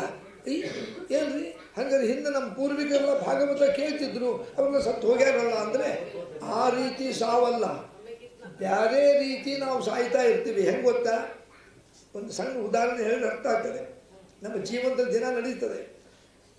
ಎದ್ದು ಕೂಡಲೇ ಗಂಡ ಒಳ ಬರ್ತಾನೆ ಅಡುಗೆ ಮನೆಗೆ, ಹೆಂಡತಿ ಕೇಳ್ತಾನೆ, ಏನು ನಾನು ಕಾಫಿ ಕೊಟ್ಟಿಲ್ಲ ಇನ್ನೂ? ಇಲ್ಲರಿ ಇವತ್ತು ಹಾಲು ಬಂದಿಲ್ಲ. ಬೆಳಗ್ಗೆ ಎದ್ದುಕೊಂಡು ಕಾಫಿ ಕುಡಿಯೋದು ನಮಗೆ ಪ್ರಾಣನೇ ಹೋಗ್ತದೆ ಅಂತಾನೆ. ಅಲ್ಲ, ಎಲ್ಲರೂ ಅಲ್ಲ, ಭಾಳ ಜನ ಹಾಲು ಅಂತಂದ್ರೆ ಮತ್ತೆ ಹೆಂಗೆ ನಮಗೆ ಕಾಫಿ ಬೇಕೀಗ ಅಂತಾರೆ. ಅಂದರೆ ಒಂದು ವಸ್ತು ದಿನ ನಾವು ತಗೊಂಬೋವಂಥ ವಸ್ತು ಇವತ್ತು ನಮಗೆ ಸಿಗದೇ ಹೋದರೆ ನಾವು ಬದುಕಿದ್ರು ಸತ್ತಂಗೆ ಅನ್ನಿಸ್ತೀವಿ. ಏನಪ್ಪ ನಮಗೀಗ ಅಂತಾರೆ. ಅಥವಾ ಯಾರೋ ನಮಗೇನೋ ಚುಚ್ಚು ಮಾತಾಡ್ತಾರೆ, ಅವಮಾನ ಆಗ್ತದೆ. ಸ್ತ್ರೀಯರಿಗೆ ಭಾಳ ಮನೆಗೆ ಬಂದು ಗಂಡನ ಮುಂದೆ ಕಣ್ಣೀರು ಹಾಕ್ತಾರೆ, ಇವತ್ತು ಅವಳು ಹಂಗಂದ್ರು ಹಿಂಗಂದ್ರು. ಅಂದರೆ ಅಷ್ಟೇ ಅಲ್ಲ, ಇವತ್ತು ನೋಡ್ರಿ ಅವಳು ಭಾಳ ಚುಚ್ಚು ಮಾತಾಡಿದ್ಲು, ಅಲ್ಲೇ ನನಗೆ ಉಸಿರು ನಿಂತು ಹೋಗಿತ್ತು, ಅಷ್ಟು ನಮ್ಮ ಮನಸ್ಸು ನೋವು ಆಯಿತು. ಬದುಕಿರ್ತಾಳೆ, ಸತ್ತಿರೋದಿಲ್ಲ, ಆದರೆ ಆ ಭಾವನೆ ಬರ್ತದೆ. ಅಂದರೆ ಒಬ್ಬರಿಂದ ಅವಮಾನ ಆದಾಗ, ನಮಗೆ ಬೇಕಾದ ವಸ್ತು ಸಿಗಲಿದ್ದಾಗ ನಾವು ಬದುಕಿದ್ರು ಸತ್ತಂಗೆ ಆಗ್ತೀವಿ. ಆದರೆ ಭಾಗವತವನ್ನು ಕೇಳಿದ ಮೇಲೆ ನಮಗೆ ವೈರಾಗ್ಯ ಬಂದುಬಿಡ್ತದೆ. ಅದೇ ಗಂಡ ಭಾಗವತ ಕೇಳಿದ ಮೇಲೆ ಅಡುಗೆ ಮನೆ ಬಂದು ಕಾಫಿ ಅಂದಾಗ ಇನ್ನು ಹಾಲು ಬಂದಿಲ್ಲ, ಹೌದಾ, ಹೋಲ್ಬಿಡು, ಈಗ ಕುಡಿಯೋದೇ ಇಲ್ಲ, ನಾನು ಸ್ನಾನ ಮಾಡಿ ನಾನು ಪೂಜೆ ಮಾಡಿ ಆಮೇಲೆ ಕುಡಿತೀನಿ ನೋಡಿ, ಈ ಭಾವನೆ ಬರ್ತದೆ. ಅಂದರೆ ಮನಸ್ಸಿಗೆ ಉದ್ವೇಗ ದುಃಖ ಹೋಗ್ಬಿಡ್ತದೆ. ಅದಕ್ಕೆ ಭಾಗವತ. ಇದೇ ಹೆಣ್ಣುಮಗಳು ಚುಚ್ಚು ಮಾತಾಡಿದ್ಲು ಪಟ್ಟಿರ್ತಾಳೆ, ಈಗಂತಾಳೆ ನಾನು ಚುಚ್ಚು ಮಾತಾಡಿದ್ಲು, ನಾನು ಬೇಜಾರು ಮಾಡ್ಕೊಳ್ಳಿಲ್ಲ, ನಾನು ಯಾರಿಗೋ ಹೋದ ಜನ್ಮದಲ್ಲಿ ಯಾರು ಮನಸ್ಸು ನಾವು ಮಾಡಿದ್ನೋ ಏನೋ, ಈಗ ಅವಳು ನಂಗೆ ಮಾಡ್ಯಾಳೆ, ಇರಲಿ ದೇವರಿದ್ದಾನೆ ಅಂತಂದು ಅವಳು ಅದನ್ನು ದುಃಖ ಪಡೋದಿಲ್ಲ. ಅಂದರೆ ಭಾಗವತ ನಮಗೆ ವೈರಾಗ್ಯವನ್ನು ಕೊಡ್ತದೆ. ಅದಕ್ಕೆ ಏನು ಹೇಳ್ತಾ ಇದ್ದಾರೆ, ಪಿಬತ ಭಾಗವತ ರಸಮಾಲಯಂ. ಮನೆಯಾಗಿದ್ದಾಗ ಅವಕಾಶ ಇದ್ದಾಗೆಲ್ಲ ಭಾಗವತವನ್ನು ಕೇಳ್ರಿ, ಎಲ್ಲರೂ ಹೇಳೋರಿಲ್ಲ, ಓದ್ರಿ, ಎರಡೂ ಇಲ್ಲ, ಸ್ಮರಣೆ ಮಾಡಿರಿ ಕೇಳಿದ್ದನ್ನು. ಪಿಬತ ಅಂದರೆ ಸಂಸ್ಕೃತದಲ್ಲಿ ಪಿಬತ ಅಂದರೆ ಎದ್ದೆ ಕುಡಿಯೋದು ಅಂತ, ಕೇಳೋ ಸುಡುತ್ತ ಕೇಳಬೇಕು. ಆಲಯ ಮನೆಯಾಗಿದ್ದಾಗ, ಹೌದ್ರಿ, ಎಷ್ಟೊತ್ತಿ ಕೇಳ್ಬೇಕ್ರಿ, ಮುಹುರಹೋ ಮತ್ತೆ ನಾವು ಅವ್ನು ಕೇಳಿಬಿಟ್ಟಿನಿ ಆಯಿತು ಅಂತಲ್ಲ, ಅವ್ನು ಕೇಳಿಬಿಟ್ಟಿನಿ ರೀ ಭಾಗವತ, ಜೀವನ ಪೂರ್ತಿ ಕೇಳಿದ್ರು ಮುಗಿಯೋದಿಲ್ಲ, ಅಷ್ಟು ವಿಚಾರಗಳು. ಇವತ್ತು ಭಾಗವತರ ಸಮಾಲಯ ಮುಹುರಹೋ ಮತ್ತೆ ಭುವಿ ರಸಿಕಾ ಭುವಿ ಭಾವಕ ಭಗವದ್ ಭಕ್ತರೇ ಭಾಗವತವನ್ನು ಮತ್ತೆ ಕೇಳಿ. ಹಾಗಾದರೆ ಎಲ್ಲ ಪುರಾಣಗಳು ಸೂತರು ಮತ್ತು ಶೌನಕರ ಸಂವಾದ. ಸೂತರು ಎಂಬುವರು ಪುರಾಣ ಹೇಳೋರು, ಶೌನಕಾದಿಗಳೆಲ್ಲ ಕೇಳೋರು. ಸೂತರು ಯಾರು? ಅವರು ಬ್ರಾಹ್ಮಣರಲ್ಲ, ಪುರಾಣ ಹೇಳಿದವರು ಬ್ರಾಹ್ಮಣರಲ್ಲ, ಸೂತರು. ಕ್ಷತ್ರಿಯರು ಅಲ್ಲ, ವೈಶ್ಯರು ಅಲ್ಲ, ಒಂದು ಸ್ವಲ್ಪ ಶೂದ್ರಿದ್ದಂಗೆ ಅವರು. ಯಾರು? ಸೂತರು ಹೇಳೋರು. ಏನ್ರಿ ಸೂತರು ಪುರಾಣ ಹೆಂಗೆ ಹೇಳಿದರು ಅಂದರೆ, ಅವರು ವೇದವ್ಯಾಸರು ಅಂತ ಈಗ ಹೇಳಿದ್ನಲ್ಲ, ಅವರ ರೋಮಾಂಚನದಿಂದ ಹುಟ್ಟಿದವರು. ಅವರು ವೇದವ್ಯಾಸರ ಅತ್ಯಂತ ಅನುಗ್ರಹಕ್ಕೆ ಪಾತ್ರರಾಗಿ ಎಲ್ಲ ಪುರಾಣಗಳನ್ನು ವೇದವ್ಯಾಸರ ಅನುಗ್ರಹದಿಂದ ತಮ್ಮ ತಲೆಯಲ್ಲೇ ಇಟ್ಕೊಂಡು ಹೇಳಿದ್ರು ವೇದವ್ಯಾಸರು. ಹಾಗಾದರೆ ಆ ರಚನೆ ಮಾಡಿದ ಪುರಾಣ ಎಲ್ಲ ನಿನ್ನ ಮನಸ್ಸಿನಾಗಿರಲಿ, ಯಾರಾದರೂ ನಿನಗೆ ಹೇಳು ಅಂದರೆ ನೀನು ಹೇಳಬೇಕು. ಹೆಂಗೆ ಹೇಳಬೇಕು? ನನ್ನ ಸ್ಮರಣೆ ಮಾಡು, ನಿನ್ನ ಮುಂದೆ ಆಡಿಯೋ ಆ್ಯಂಡ್ ವಿಡಿಯೋ ಒಂದು ದೂರದರ್ಶನದಲ್ಲಿ ಶ್ಲೋಕಗಳು ಇನ್ನೊಂದು ದೂರ ಸಂದರ್ಭದಲ್ಲಿ ಆ ಶ್ಲೋಕದ ಘಟನೆಗಳು ತೋರಿಸ್ತೀನಿ, ಯಾರು ಕೇಳಿದ್ರೆ ಹೇಳು. ಅದಕ್ಕೇನೆ ಎಲ್ಲೇ ನೋಡ್ರಿ ಸೂತವಾಚ ಶೌನಕವಾಚ, ಶೌನಕರು ಕೇಳೋರು, ಸೂತರು ಹೇಳೋರು. ಅದರಂತೆ ಈಗ ನಿಮಿಷ ಕ್ಷೇತ್ರ ನೈಮಿಷಾರಣ್ಯ ಅಂತಿದೆ, ಈಗಲೂ ಇದೆ. ಉತ್ತರ ಭಾರತದ ಲಕ್ನೋ ಬಳಿಯಲ್ಲಿ ಇದು ಯಾವುದಿದೆ, ಅಲ್ಲಿ ನೈಮಿಷಾರಣ್ಯ. ಏನು ನೈಮಿಷಾರಣ್ಯ ಅಂತ ಯಾಕಂತಾರೆ ಅಂದರೆ, ಸಮಸೂದ ನಿಮೇಷ ಅಂದರು ದೇವತೆಗಳು. ಅಲ್ಲಿ ದೇವತೆಗಳು ಸಾವಿರಾರು ವರ್ಷ ತಪಸ್ಸು ಮಾಡಿದ ಋಷಿಗಳ ಜೊತೆಗೆ ಹೋಮ ಹವನಗಳನ್ನು ಮಾಡ್ಯಾರ. ಅದಕ್ಕೆ ದೇವತೆಗಳಿಗೆ ನಿಮೇಷರು, ಅವರಿದ್ದಂಥ ಜಾಗ ನೈಮಿಷ, ಅರಣ್ಯ, ಕಾಡು. ಅಲ್ಲಿಗೆ ಸೂತರು ಬಂದರು. ಆಗತಂ ಸೂತಂ ವೀಕ್ಷ ಶೌನಕಾದು ಋಷಪೂರ್ವಂ ಇದಂ ವಾಕ್ಯಂ ವಾಚಸ. ಆಗ ಶೌನಕಾದಿಗಳು ಕೇಳಿದರು, ಸೂತರೇ ಭಾಳ ಸಂತೋಷ, ಎಲ್ಲಿಂದ ಬಂದ್ರಿ? ಇಲ್ಲ, ನಾನು ಶುಕಾಚಾರ್ಯರು ಅಂತ ವೇದವ್ಯಾಸರ ಮಕ್ಕಳು ಭಾಗವತವನ್ನು ಹೇಳಿದರು. ಯಾರಿಗೆ? ಪಾಂಡವರ ಅರ್ಜುನನ ಮಗ ಅಭಿಮನ್ಯುವಿನ ಮಗ ಪರೀಕ್ಷಿತ ರಾಜ ಅಂತ. ಆ ಪರೀಕ್ಷಿತ ರಾಜ ಅವನಿಗೆ ಒಂದು ಶಾಪ ಬಂದು, ಆ ಶಾಪ 7 ದಿವಸ ಆಯುಷ್ಯ ಅಂತ ಒಬ್ಬರು ಶಾಪ ಕೊಟ್ಟಿದ್ದರು ಅವನಿಗೆ. ಮುಂದೆ ಬರ್ತದೆ ಯಾಕೆ ಅಂತ. ಅದಕ್ಕೆ ಇನ್ನು 7 ದಿವಸ ಏನು ಮಾಡಬೇಕು ಅಂತಂದು ಅವನ ಗಂಗಾ ತೀರಕ್ಕೆ ಬಂದು ಅಲ್ಲಿ ಕೂತಾಗ ವೇದವ್ಯಾಸರ ಮಕ್ಕಳು ಶುಕಾಚಾರ್ಯರು ಬಂದು ಆ ಪರೀಕ್ಷಿತ ರಾಜ ಕೇಳ್ತಾನೆ, ಸ್ವಾಮಿ ನನಗೆ 7 ದಿವಸದ ಆಯುಷ್ಯ, ನನಗೆ ನೀವು ಭಾಗವತ ಹೇಳಬೇಕು ಅಂದಾಗ, ಆಯ್ತಪ್ಪ ಅಂತಂದು ಶುಕಾಚಾರ್ಯರು ತಮ್ಮ ತಂದೆಯವರಾದ ವೇದವ್ಯಾಸರಿಂದ ರಚಿತವಾದ ಭಾಗವತವನ್ನು 7 ದಿವಸ ಅವನಿಗೆ ಹೇಳ್ತಾರೆ ಪರೀಕ್ಷಿತ ರಾಜನಿಗೆ. ಹಾಗಾದರೆ ಹೇಳೋ ಹೊತ್ತಿನಲ್ಲಿ ಈ ಸೂತರು ಅಲ್ಲೇ ಕೂತಿರ್ತಾರೆ. ಅದನ್ನು ಕೇಳಿಕೊಂಡು ನೈಮಿಷಾರಣ್ಯಕ್ಕೆ ಬರ್ತಾರೆ. ಇಲ್ಲ, ನಾನು ಅಭಿಮನ್ಯುವಿನ ಮಗ ಪರೀಕ್ಷಿತ ರಾಜನಿಗೆ ಶುಕಾಚಾರ್ಯರು ಭಾಗವತವನ್ನು ಹೇಳಿದರು, ಆ ಸಮಯದಲ್ಲಿ ನಾನು ಅಲ್ಲೇ ನಿಂತಿದ್ದೆ, ಹಾಗಾದರೆ ನೀವು ಏನು ಕೇಳಬೇಕು ಅಂತ ನಮಗೆ ಹೇಳಿ. ಆಯ್ತಪ್ಪ, ಅಗತ್ಯವಾಗಿ ಹೇಳ್ತೀನಿ ಅನ್ನೋದು ಸೂತರು ಶವನರಿಗೆ ಭಾಗವತವನ್ನು ಹೇಳ್ತಾರೆ. ಇದು ಒಂದು ವಿಚಾರ. ಈಗ ನಮಗೆ ಇನ್ನೊಂದು ಪ್ರಶ್ನೆ ಉದ್ಭವ ಆಗ್ತದೆ. ಮೊದಲಿಗೆ ವೇದವ್ಯಾಸರು, ನಾನು ಈಗ ಹೇಳಿದೆ ಶ್ರೀಮನ್ನಾರಾಯಣನ ಅವತಾರ ಅಂತ. ಯಾಕೆ ಅವತಾರ ಮಾಡಿದರು ವೇದವ್ಯಾಸರು? ನಾರಾಯಣ ಬೇಕಾದಷ್ಟು ಅವತಾರ ಮಾಡ್ಯಾನೆ. ನಮಗೆಲ್ಲ ಕೇಳ್ತೀವಿ, ದಶಾವತಾರಗಳು ಬೇಕಾದಷ್ಟು ಮಾಡ್ಯಾನೆ. ಮತ್ಸ್ಯಾವತಾರ, ನರಸಿಂಹಾವತಾರ, ರಾಮಾವತಾರ, ಪರಶುರಾಮ ಅವತಾರ, ಆಮೇಲೆ ಕೃಷ್ಣಾವತಾರ, ಬುದ್ಧಾವತಾರ, ಕಲ್ಕಿ ಅವತಾರ ಮಾಡ್ಯಾನೆ.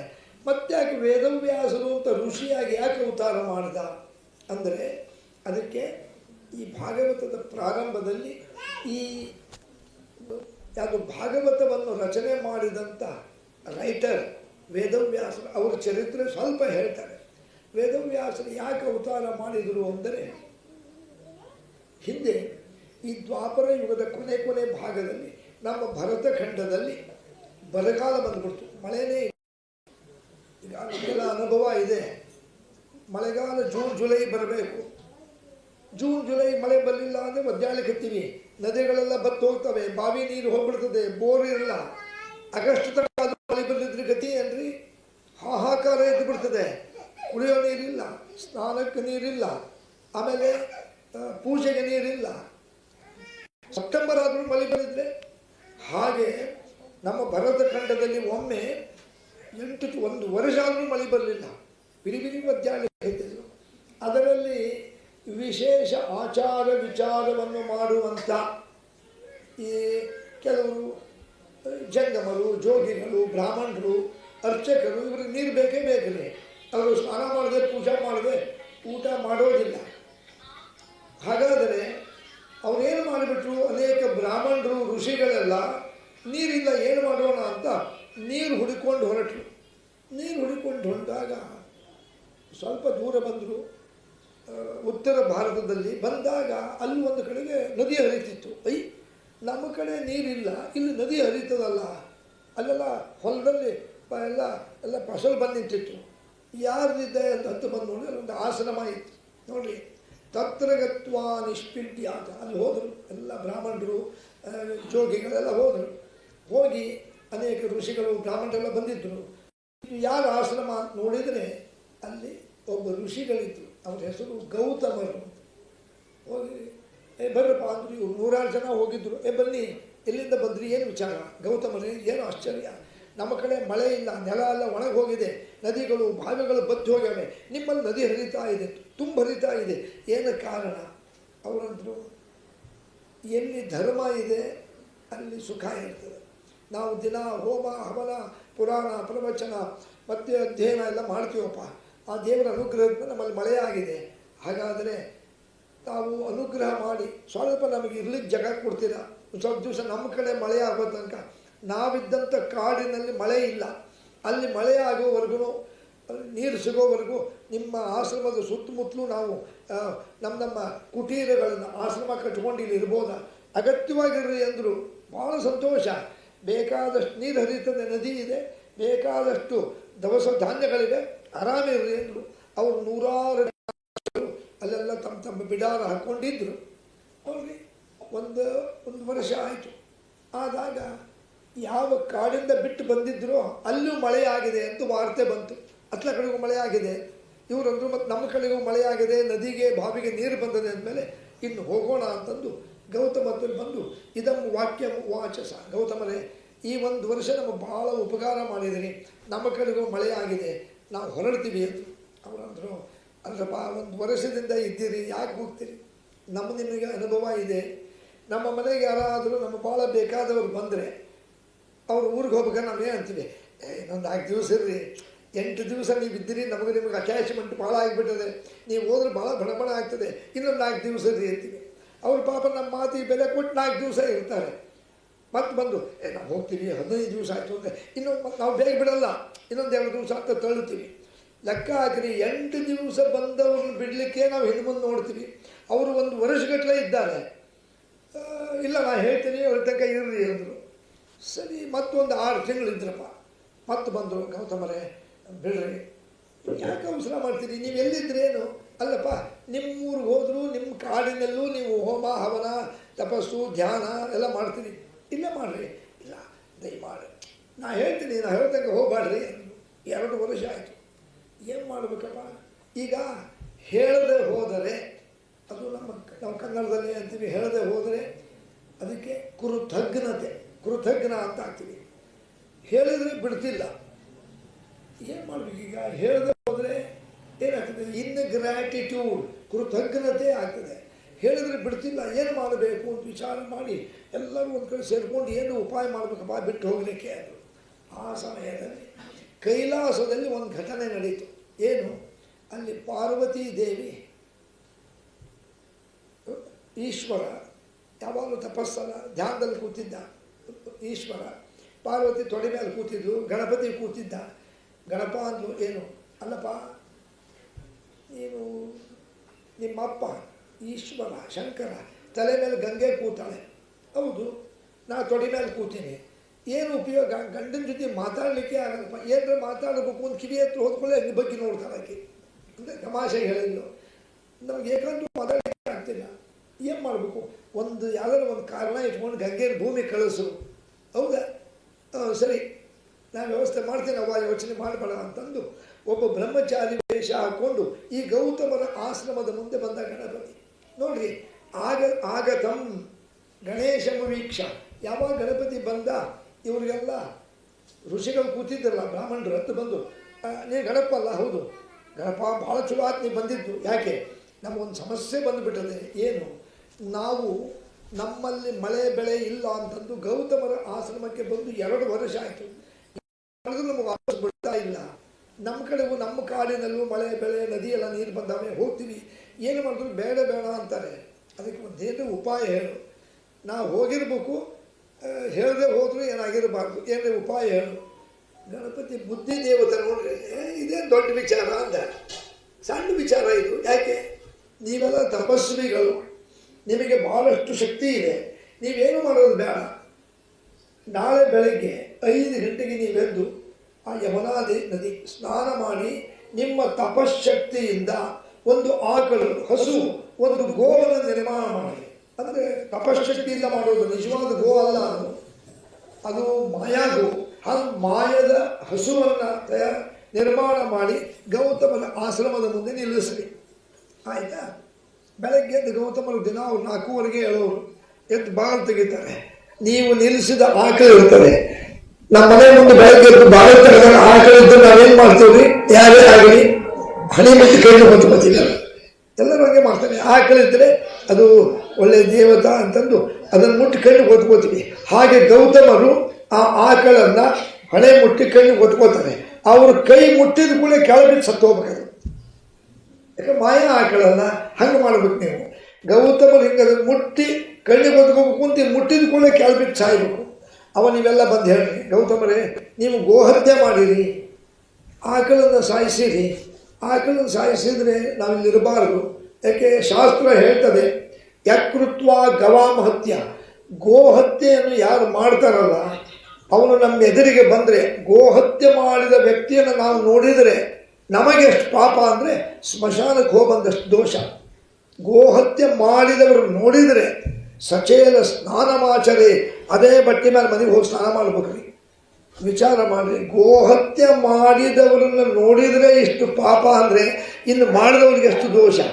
ಅದಕ್ಕೆ ನೀವು ಹೇಳ್ರಿ ಗೌತಮರೇ, ಈಗ ನೀವು ಗೋಹತ್ಯೆ ಆಗಿದೆ ನಿಮ್ಮಿಂದ, ಮತ್ತು ನಾವು ನೀವೇ ಹೇಳ್ತೀರಿ ಶಾಸ್ತ್ರದ ಪ್ರಕಾರ ಗೋಹತ್ಯೆ ಮಾಡಿದವ್ರು ನೋಡೋಂಗಿಲ್ಲ.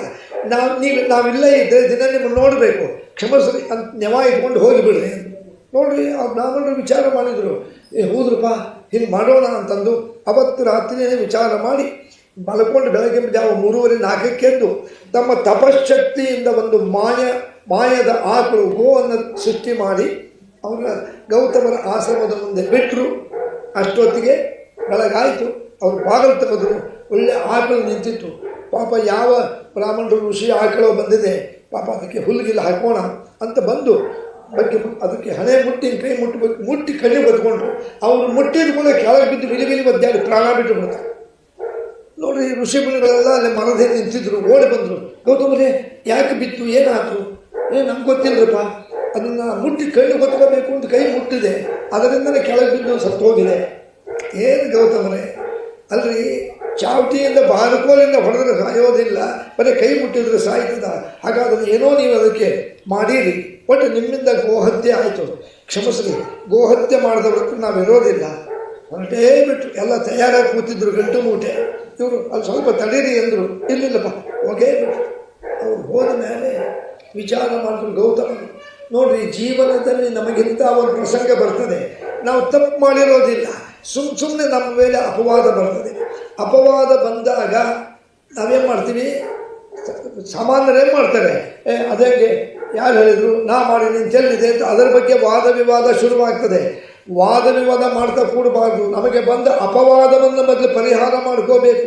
ಅದಕ್ಕಾಗಿ ಗೌತಮರು ಏನು ಮಾಡಿದರು, ಸರಿ ಅವ್ರು ಹೋಗೋರು ಹೋಗಲಿ, ನನಗಂತೂ ಮನೆ ಮುಂದೆ ಆಕಳು ಸತ್ತು ಬಿದ್ದಿದೆ, ನಾನು ಅದನ್ನು ಬದುಕಿಸಬೇಕು, ಯಾಕೆ ನನ್ನ ಗೋಹತ್ಯೆ ಹೋಗಬೇಕು ಅಂತ ತಕ್ಷಣ ಯಮುನಾ ನದಿಯಲ್ಲಿ ಸ್ನಾನ ಮಾಡಿ ಉಗ್ರ ತಪಸ್ಸು, ಅತ್ಯಂತ ಕಠಿಣವಾದ ತಪಸ್ಸನ್ನು ಮಾಡಿದರು. 3 ದಿವಸ ಮಾಡಿದರು.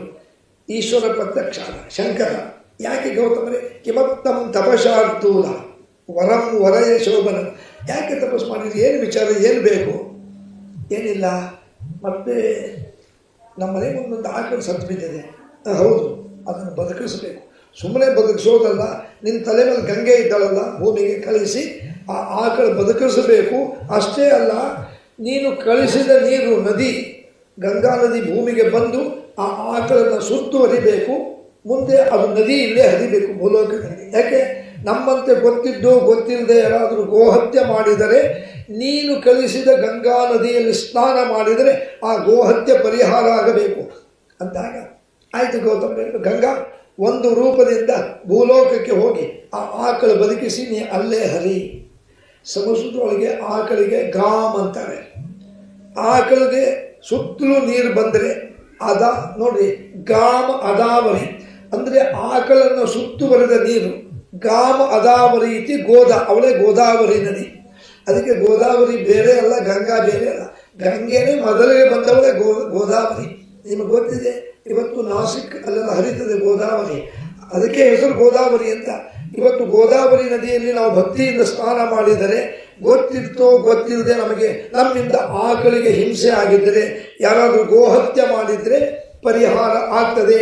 ಅದಕ್ಕೆ ಗೋದಾವರಿ ನೋಡ್ರಿ, ಇದೇನೋ ಬದುಕಿತು, ಆಕಳು ಎದ್ದು ನಿಂತ್ಕೊಳ್ತು, ಆ ಗೋದಾವರಿ ನೀರು ತಾಕಿಟ್ಕೊಳ್ಳಿ ಎದ್ದು ಅತ್ಲಾಕಿ ನೋಡಿ ಮುಂದೆ ಮಾಯ ಆಗಿಬಿಡ್ತು.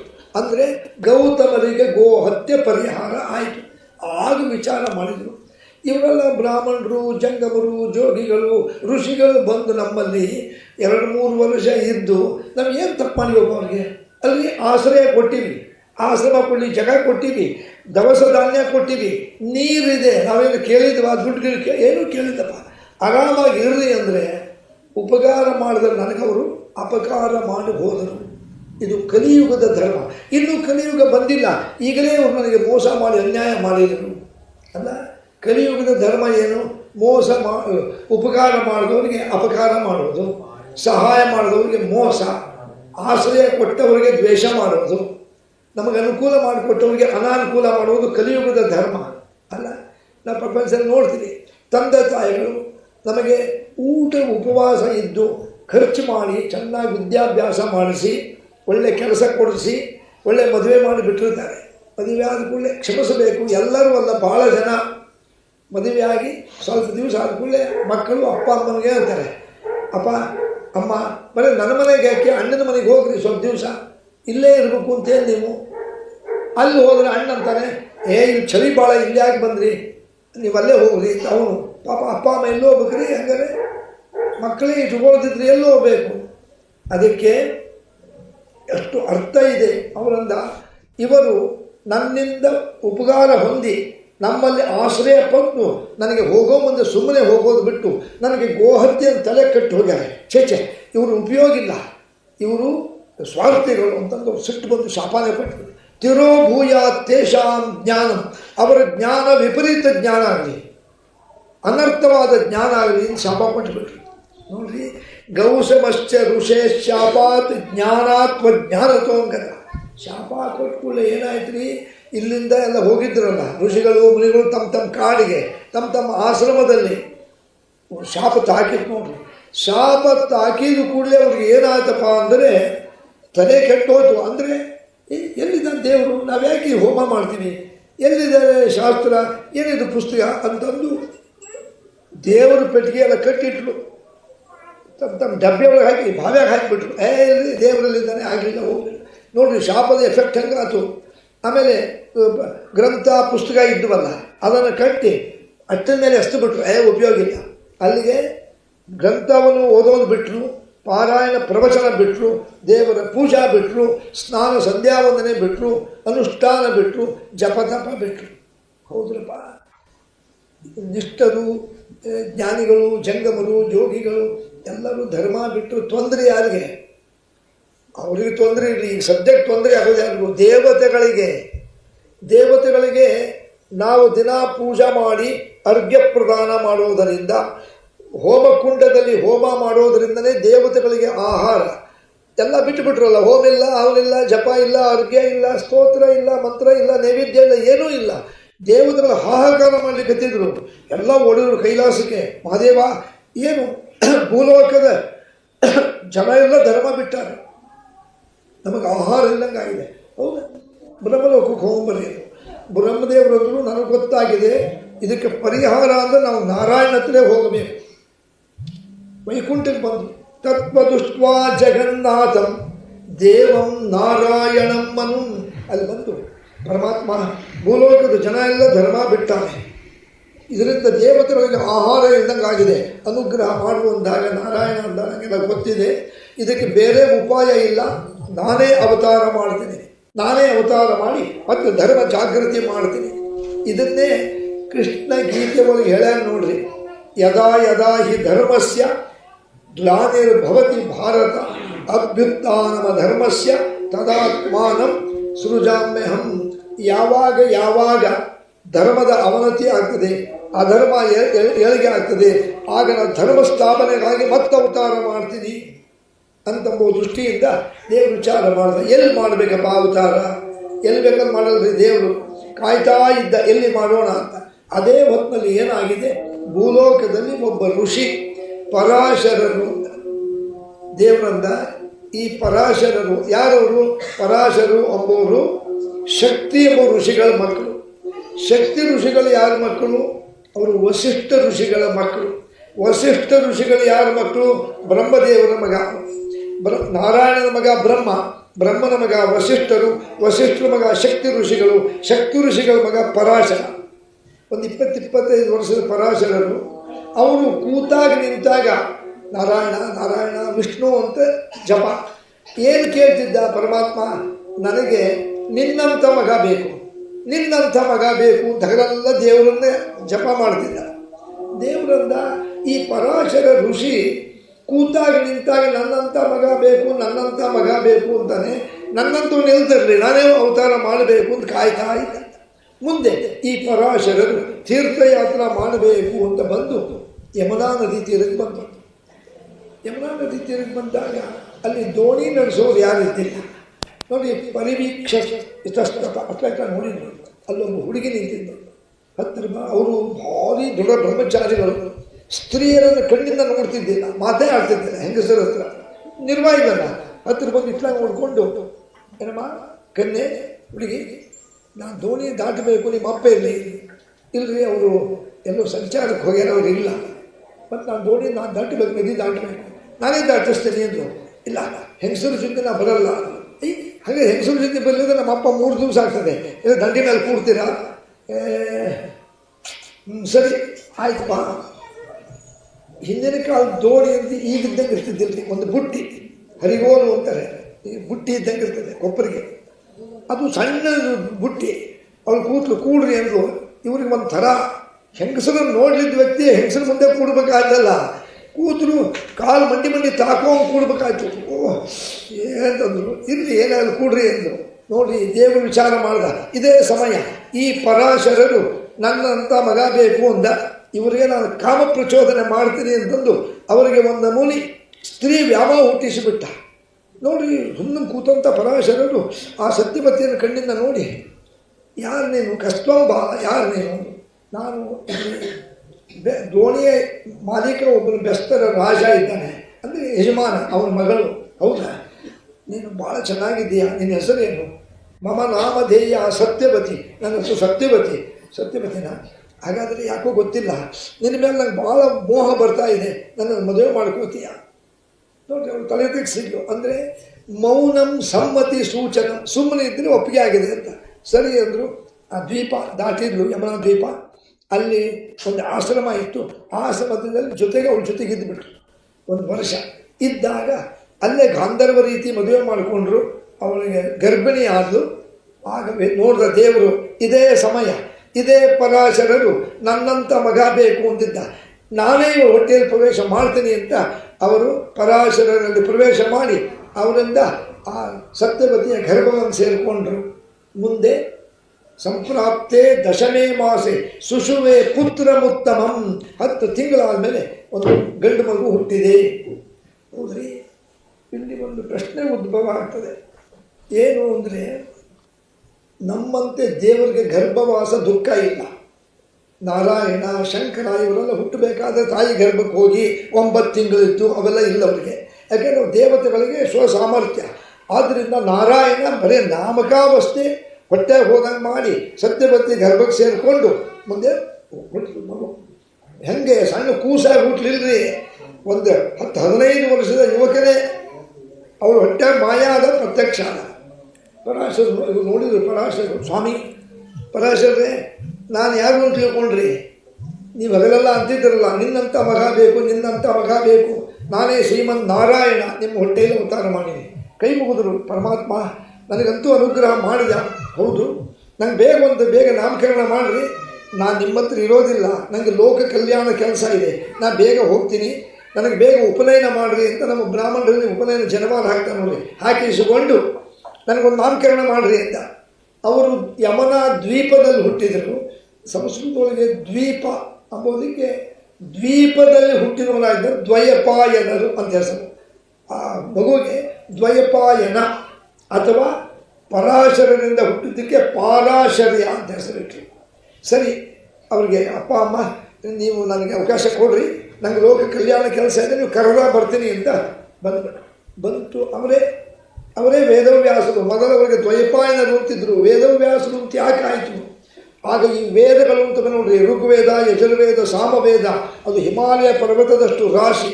ಒಂದೊಂದು ಭಾಗ ತೆಗೆದ್ರು. ಇದು ಋಗ್ವೇದ, ಯಜುರ್ವೇದ, ಸಾಮವೇದ, ಅಥರ್ವವೇದ, 4 ವೇದಗಳನ್ನು ಮಾಡಿದರು. ಅದನ್ನು ವಿಭಾಗ ಮಾಡಿದರು. ಸಮಸ್ತೋ ವ್ಯಾಸಯೋಗದ ವೇದಗಳನ್ನು ವಿಭಾಗ ಮಾಡಿದ್ರಿಂದ ಅವರಿಗೆ ವೇದವ್ಯಾಸರು ಅಂತ ಹೆಸರು ಬಂತು. ಮಾಡಿ ಆಗಲೇ ಅವರು ಬ್ರಹ್ಮಸೂತ್ರಾದಿಗಳು ಅನೇಕ ಪುರಾಣಗಳನ್ನು ಬರೆದು ಕೊನೆಗೆ ಈ ಭಾಗವತವನ್ನು ನಾರದರ ಪ್ರಾರ್ಥನೆಯಂತೆ ರಚನೆ ಮಾಡ್ತಾರೆ. ಇತ್ಲಾ ಕಡೆಗೆ ಪರಾಶರಂದರು, ಸತ್ಯವತಿ, ಇನ್ನೆಂಥ ಪುಣ್ಯವಂತರು. ಯದ್ಯಪಿ ನಾನು ಸ್ತ್ರೀಯರ ಮುಖ ನೋಡ್ತಿದ್ದಿಲ್ಲ, ದೇವರು ನನಗೆ ಪ್ರಚೋದನೆ ಮಾಡಿ ನನ್ನಿಂದ ನೀನು ಮಗು ಪಡೆಯುವಂತೆ ಆಯಿತು. ನಾನು ನಿನಗೊಂದು ವರ ಕೊಡ್ತೀನಿ. ಏನು ಅಂದರೆ, ನಾನು ನಿನ್ನ ಜೊತೆಗೆ ಇರೋದಿಲ್ಲ. ಯಾಕಂದರೆ ನಾವು ತಪಸ್ವಿಗಳು, ಕಾಡಿನಲ್ಲಿರೋರು. ನಾನು ದೇವರನ್ನು ಪ್ರಾರ್ಥನಾ ಮಾಡಿದ್ದೆ, ನಿನ್ನಂಥ ಮಗ ಬೇಕು ಅಂತ. ಅದಕ್ಕೆ ದೇವರು ನನಗೆ ಮಗನಾಗಿ ಹುಟ್ಟಲಿಕ್ಕೆ ಸುಮ್ಮನೆ ನಿನ್ನ ನಿಮಿತ್ತ ಮಾಡಿಕೊಂಡ. ನೀನು ಕನ್ಯೆನೇ, ನೀ ಇನ್ನೂ ಮದುವೆ ಆದವಳಲ್ಲ, ನೀ ಕನ್ಯೆನೇ ಆಗ್ತೀಯಾ ಅಂತ ವರ ಕೊಟ್ಟುಬಿಟ್ರು. ಅಷ್ಟೇ ಅಲ್ಲ, ನಿನ್ನ ಕನ್ನಿಕಾತನ ಹಾಗೇ ಇರಲಿ, ನಿನ್ನ ವಂಶದಲ್ಲಿ ಮುಂದೆ ದೇವತೆಗಳು ಹುಟ್ಟುತ್ತಾರೆ ಅಂತೇಳಿ ಅವ್ರಿಗೆ ಆಶೀರ್ವಾದ ಮಾಡಿ ಹೊರಟವರು. ಅದಕ್ಕೆ ಇದೇ ಸತ್ಯವತಿಯನ್ನು ಮುಂದೆ ಹಸ್ತಿನಾಪುರದ ರಾಜ ಶಂತನು ಎಂಬುವನು ಮದುವೆ ಮಾಡ್ಕೋತಾನೆ. ಆ ಶಂತನ ಹೊಟ್ಟೆಯಲ್ಲಿ ವಿಚಿತ್ರವೀರ್ಯ, ಚಿತ್ರವೀರ್ಯ ಇತ್ಯಾದಿಗಳು ಹುಡ್ತಾರೆ. ಅವರ ವಂಶದಲ್ಲೇ ಧೃತರಾಷ್ಟ್ರ, ಪಾಂಡುರಾಜ, ಪಾಂಡವರು, ಕೌರವರು ಹುಡ್ತಾರೆ. ಇದು ಒಂದು ವಿಚಾರ. ಹಾಗಾದರೆ ಈ ವೇದವ್ಯಾಸರು ಅನೇಕ ಪುರಾಣಗಳನ್ನು ಎಲ್ಲ ರಚನೆ ಮಾಡಿ ತಮ್ಮ ಮಗನಾದ, ಹಾಗಾದರೆ ವೇದವ್ಯಾಸರ ಹೆಂಡತಿ ಯಾರು? ಅವರು ಬ್ರಹ್ಮಚಾರಿಗಳು, ಮದುವೆ ಮಾಡ್ಕೊಳ್ಳಿಲ್ಲ. ಮತ್ತು ಶುಕಾಚಾರ್ಯರು ವೇದವ್ಯಾಸರು ಮಕ್ಕಳೆಂದ್ರಪ್ಪ, ನೀವೇ ಅಂದ್ರಲ್ಲ ವೇದವ್ಯಾಸರಿಂದ ಶುಕಾಚಾರ್ಯರು ಹುಟ್ಟಿದ್ರು ಅಂತ. ಹೇಗೆ ಹುಟ್ಟಿದ್ರು ಅಂತಂದರೆ, ಒಮ್ಮೆ ಶುಕಾಚಾರ್ಯರು ಗ್ರಂಥ ಬರೀತಾ ಕೂತಿದ್ರು ತಮ್ಮ ಆಶ್ರಮದಾಗೆ.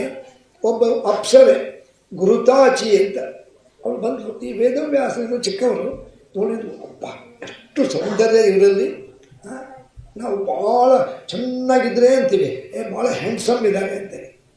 ಪುರುಷರಿಗೆ, ಗಂಡಸರಿಗೆ ಹ್ಯಾಂಡ್ಸಮ್ ಅಂತೀವಿ. ಸ್ತ್ರೀಯರು ಭಾಳ ಚೆನ್ನಾಗಿದ್ದರೆ ಶಿ ಈಸ್ ವೆರಿ ಬ್ಯೂಟಿಫುಲ್, ಅವಳು ಭಾಳ ಸುಂದರವಾಗಿರ್ತಾಳೆ. ಹಾಗಾದರೆ ವೇದವ್ಯಾಸರು ಭಾಳ ನಾರಾಯಣನ ಅವತಾರ ನೋಡ್ರಿ, ಭಾಳ ಸುಂದರವಾಗಿದ್ದರು. ಅವಳು ಏನು ಮಾಡಿದ್ಲು? ಇಲ್ಲ, ಇವರು ವೇದವ್ಯಾಸರು ಭಾಳ ಸುಂದರವಾಗಿದ್ದಾರೆ, ನಾ ಹೆಂಗಾರ ಮಾಡಿ ಇವ್ರು ಹೆಂಡತಿ ಆಗಬೇಕು. ಬಂದು ಅವರ ಮುಂದೆ ಬಂದು ಏನು ಮಾಡಿದ್ಲು? ಅವ್ರ ಮುಂದೆ ನಿಲ್ಲಲಿಕ್ಕೆ ಧೈರ್ಯ ಇಲ್ಲ. ಅದಕ್ಕೆ ಏನು ಮಾಡಿದ್ಲು? ಒಂದು ಗಿಳಿ ರೂಪದಲ್ಲಿ ಬಂದು ಅವ್ರ ಮುಂದೆ ಕೂತ್ಕೊಂಡ್ಲು.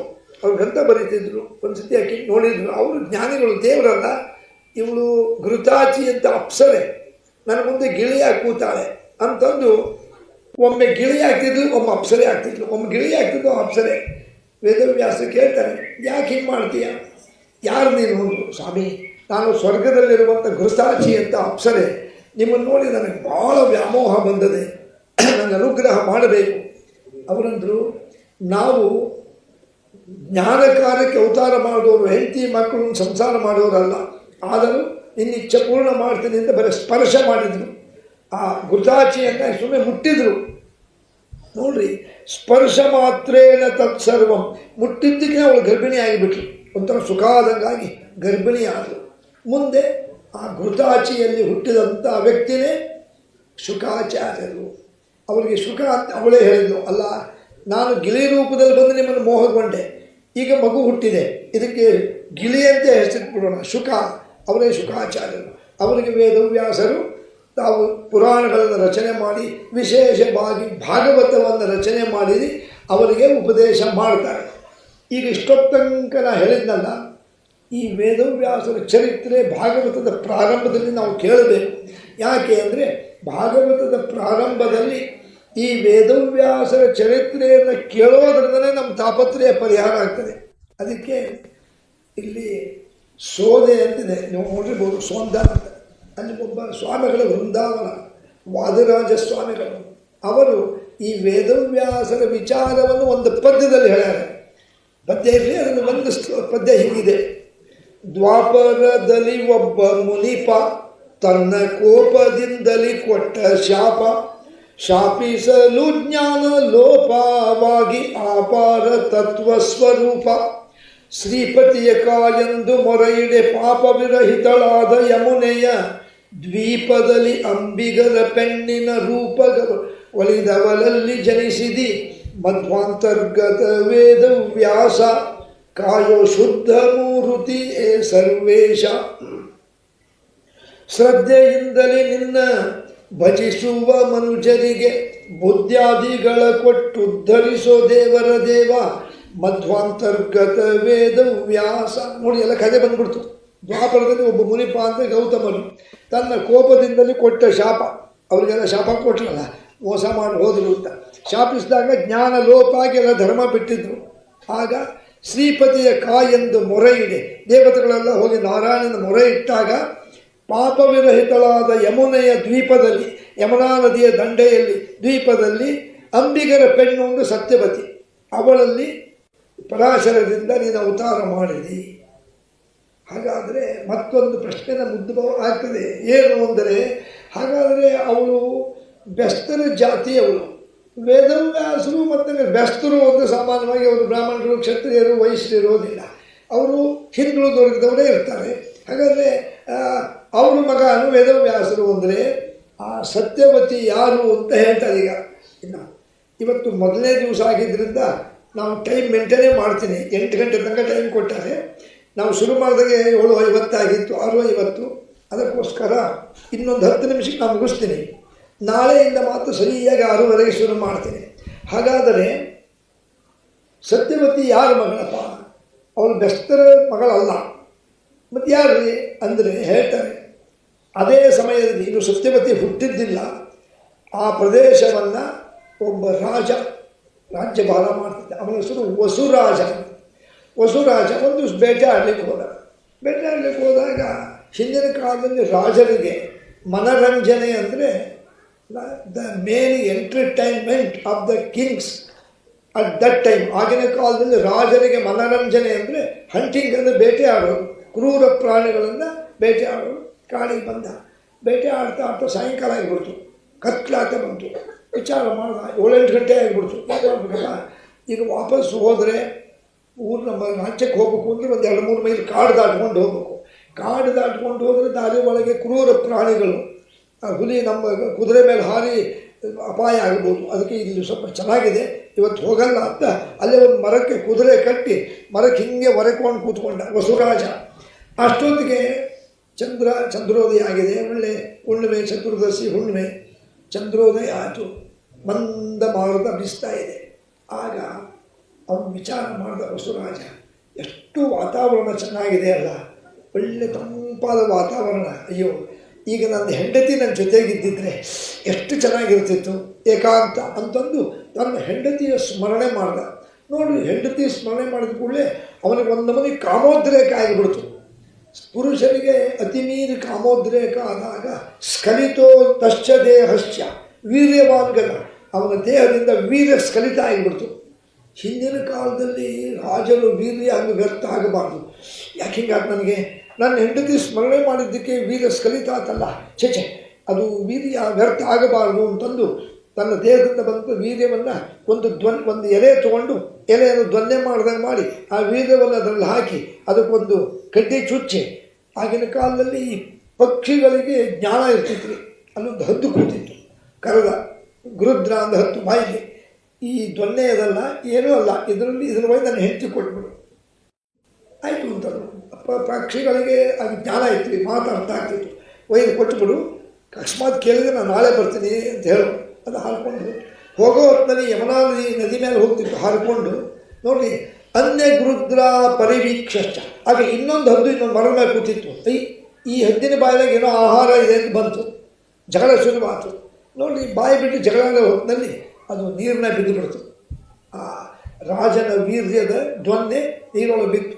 ಅದು ಬಿದ್ದು ಕೂಡಲೇ ಅದೊಂದು ಹೆಣ್ಣು ಮೀನು ಕೂತಿತ್ತು. ಇಷ್ಟುದ್ದ ಹೆಣ್ಣು ಮೀನು ಕಪ್ಪಂತ ನುಂಗಿತದಲ್ಲ. ಆ ವೀರ್ಯವನ್ನು ನುಂಗಿ ಅದರ ಗರ್ಭ ಬೆಳ್ಕೊಳ್ತಾ ಹೋಯಿತು.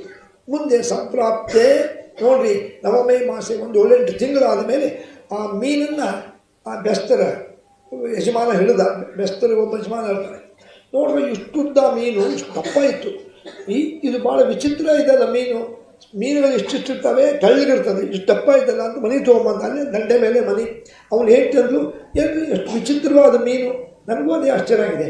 ಇಲ್ಲ, ಇದ್ರ ಹೊಟ್ಟೆ ನೋಡಿದ್ರೆ ಹೊಟ್ಟೆ ಒಳಗೇನೋ ಇದೆ, ಇದನ್ನು ಅಡ್ಡಡ್ಡ ಸೀಳೋದು ಬೇಡ, ಮೆಲ್ಲಗೆ ಹಿಂಗೆ ಬಿಡಿಸ್ರಿ ಅಂದರೆ ಈ ಕರ್ಬೂಜ ಹಣ್ಣಿದ್ದಂಗೆ ಬಿಡಿಸ್ರಿ ಅಂದರು. ಸರಿ ಆಯಿತು ಅಂತಂದು ಮೆಲ್ಲಗೆ ಒಂದು ಚಾಕು ತೊಗೊಂಡು ಹಿಂಗೆ ಕೊರದ ಹಿಂಗೆ ನೋಡ್ತಾನೆ, ಒಳಗೆ ಒಂದು ಗಂಡು ಮತ್ತು ಒಂದು ಹೆಣ್ಣು ಮಗು ಇದೆ. ಏನಿದು ಆಶ್ಚರ್ಯ, ನಮಗೆ ಮಕ್ಕಳೇ ಇದ್ದಿಲ್ಲ, ಗಂಡು ಹೆಣ್ಣು ಮೀನಿನ ಹೊಟ್ಟೆಯಾಗಿ ಹುಟ್ಟಿದೆ. ಅವಳಂದು ಅಂದರೆ ನಮ್ಮ ಮಕ್ಕಳೇ ಇದ್ದಿಲ್ಲ, ಗಂಡು ಹೆಣ್ಣು ನಮಗೇ ಇರಲಿ ಎಂದು. ಇಲ್ಲ, ನದಿಯಲ್ಲಿ ಸಮುದ್ರದಲ್ಲಿ ಏನೇ ಬೆಲೆ ಬಾಳುವ ವಸ್ತು ಸಿಕ್ಕರೆ ರಾಜನಿಗೆ ಕೊಡಬೇಕು. ಎರಡೂ ತೊಗೊಂಡು ಹೋಗ್ತೀನಿ ವಸುರಾಜನ ಹತ್ರ, ಅದು ವಸುರಾಜನ ಏರಿಯಾ ಅಲ್ಲ.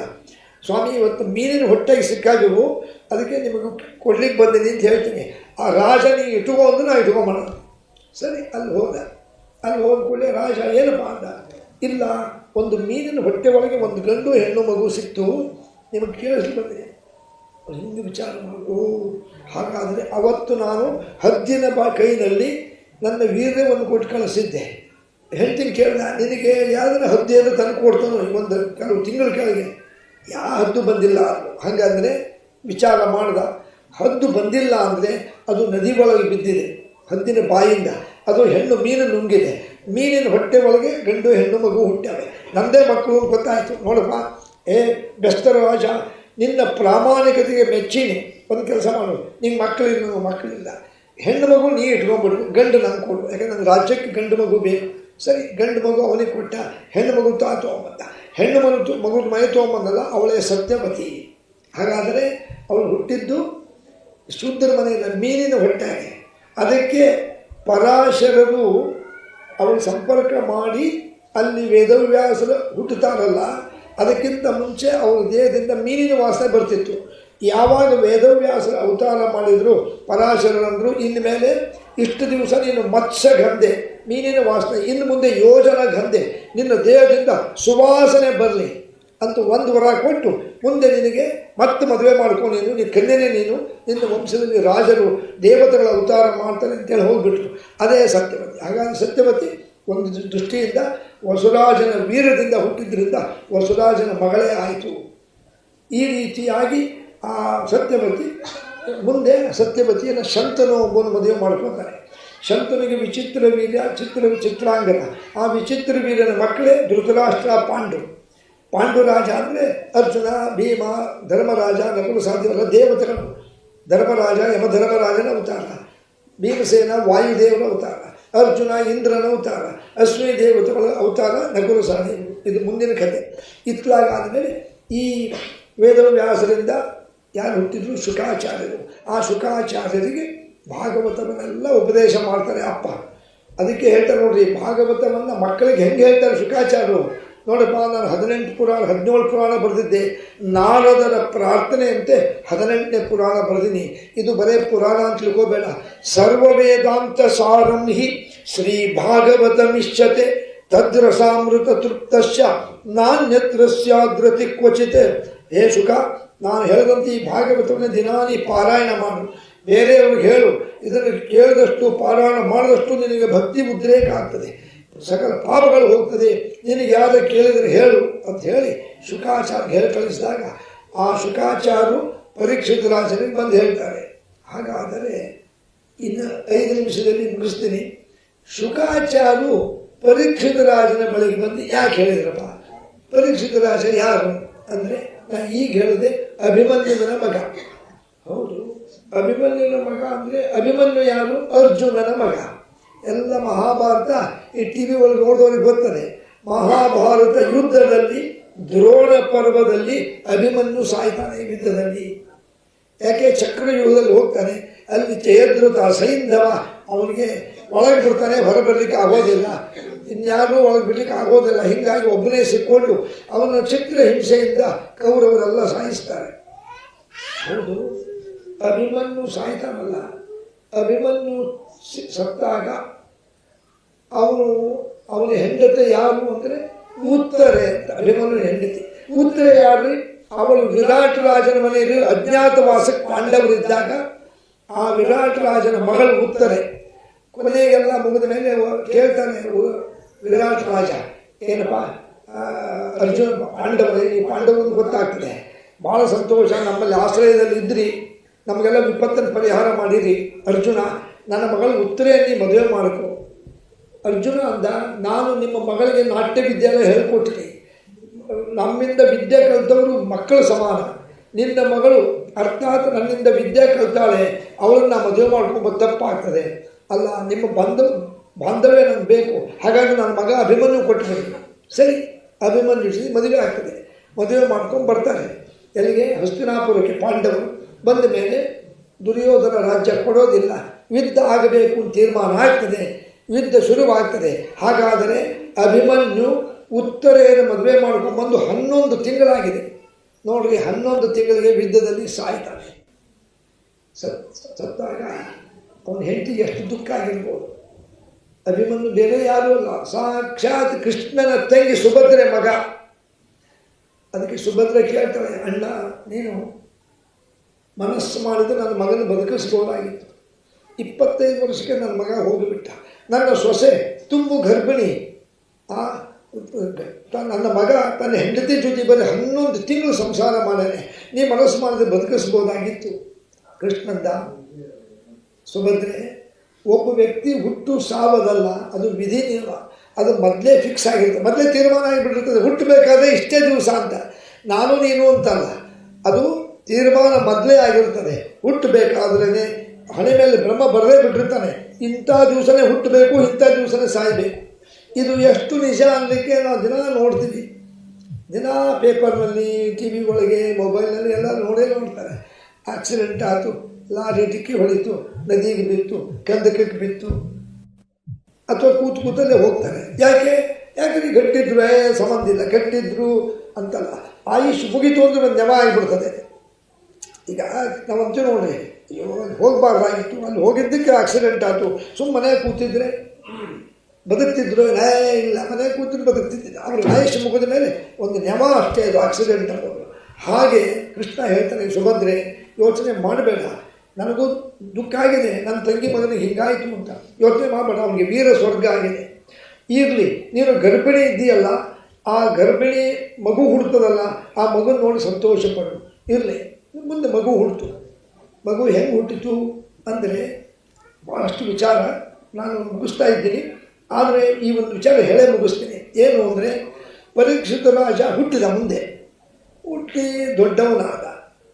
ದೊಡ್ಡವನಾದ ಮೇಲೆ ಅವನು ವಿಚಾರ ಮಾಡಿದ, ನಾನು ಪಾಂಡವರ ಮೊಮ್ಮಗ, ಅಂದರೆ ಮರಿಮಗ ನಾನು.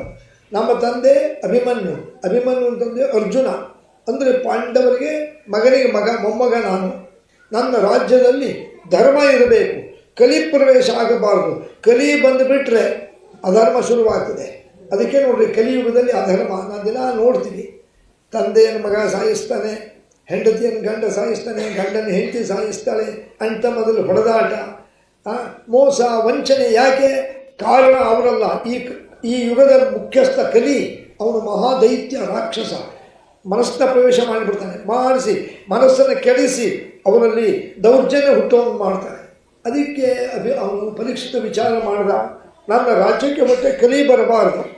ಆದರೆ ಆ ದುರ್ಯೋಧನ ಸತ್ತ ದಿವಸನೇ ಕಲಿಯುಗ ಶುರುವಾಗಿಬಿಡ್ತು. ದುರ್ಯೋಧನ ಸತ್ನಲ್ಲ, ಅಮಾವಾಸ್ಯಾಂ ಅರ್ಧರಾತ್ರೋ ರಾಜ ದುರ್ಯೋಧನೋ ಹತ. ನೋಡಿ ಆಶ್ಚರ್ಯ, ಅಮಾವಾಸ್ಯೆಯ ಮಧ್ಯರಾತ್ರಿ. ಯಾವ ಅಮಾವಾಸ್ಯೆ? ಇದೇ ನಾಳೆ ಬರುವ ಅಮಾವಾಸ್ಯೆ, ಮಾರ್ಗಶೀರ್ಷ ಮಾಸ ಕೃಷ್ಣ ಪಕ್ಷದ ಅಮಾವಾಸ್ಯೆ ನಾಳೆನೇ, ಸೋಮವಾರ. ಅವತ್ತು ರಾತ್ರಿ 12 ಗಂಟೆಗೆ ಯುದ್ಧ ಭೂಮಿಯಲ್ಲಿ ಭೀಮಸೇನನಿಂದ ತೊಡೆ ಮುರಿದುಕೊಂಡು ಸಾಯ್ತಾನೆ ದುರ್ಯೋಧನ. ಆಗ ಸತ್ತ ಮೇಲೆ ಅವನು ಸತ್ತು ಹೋದಲ್ಲ. ಸತ್ತು ಹೋದಾಗ ಈಗ ಸತ್ತು ಹೋದ. ಪರೀಕ್ಷೆ ಹುಟ್ಟಿರ್ತಾನೆ. ಅವ ಪಾಂಡವರು ಕೌರವರನ್ನು ಸಂಹಾರ ಮಾಡಿ ರಾಜ್ಯಭಾರ ಮಾಡಿ ಭಾಳ ಸಾಕಿದ್ನು ಅಂತಂದು ತನ್ನ ಮೊಮ್ಮಗ ಅಭಿಮನ್ಯುವಿನ ಮಗ ಪರೀಕ್ಷಿತ ರಾಜನಿಗೆ ಪಟ್ಟಾಭಿಷೇಕ ಮಾಡಿ ಅವನಿಗೆ ರಾಜ್ಯ ಕೊಟ್ಟು ಎಲ್ಲ ಸ್ವರ್ಗಾರೋಹಣ ಮಾಡ್ತಾನೆ. ಇವನು ಕಲಿ ಬರಬಾರ್ದು ಅಂತ ಪರೀಕ್ಷಿತ ಏನು ಮಾಡ್ತಿದ್ದ? ಎಲ್ಲ ಕಡೆಗೂ ಕಾವಲಿಟ್ಟಿದ್ದ. ನೋಡ್ರಪ್ಪ, ಎಲ್ಲರ ದೌರ್ಜನ್ಯ ಕಲಿ ಇರ್ತಾನೆ ನೋಡ್ತೀವಿ ಅಂತ ತಾನೇ ಸ್ವತಃ ಪ್ರಾಂತ್ಯಗಳಿಗೆ, ಊರಿಗೆ, ಹಳ್ಳಿಗೆ, ಕಾಡಿಗೆ ಹೋಗಿ ಖಡ್ಗ ಇಟ್ಕೊಂಡು ನೋಡ್ತಿದ್ದ ಕಲಿ ಬರ್ತಾನಂತ. ಒಂದು ಕಡೆ ಕಲಿ ನೋಡಿಬಿಟ್ಟ.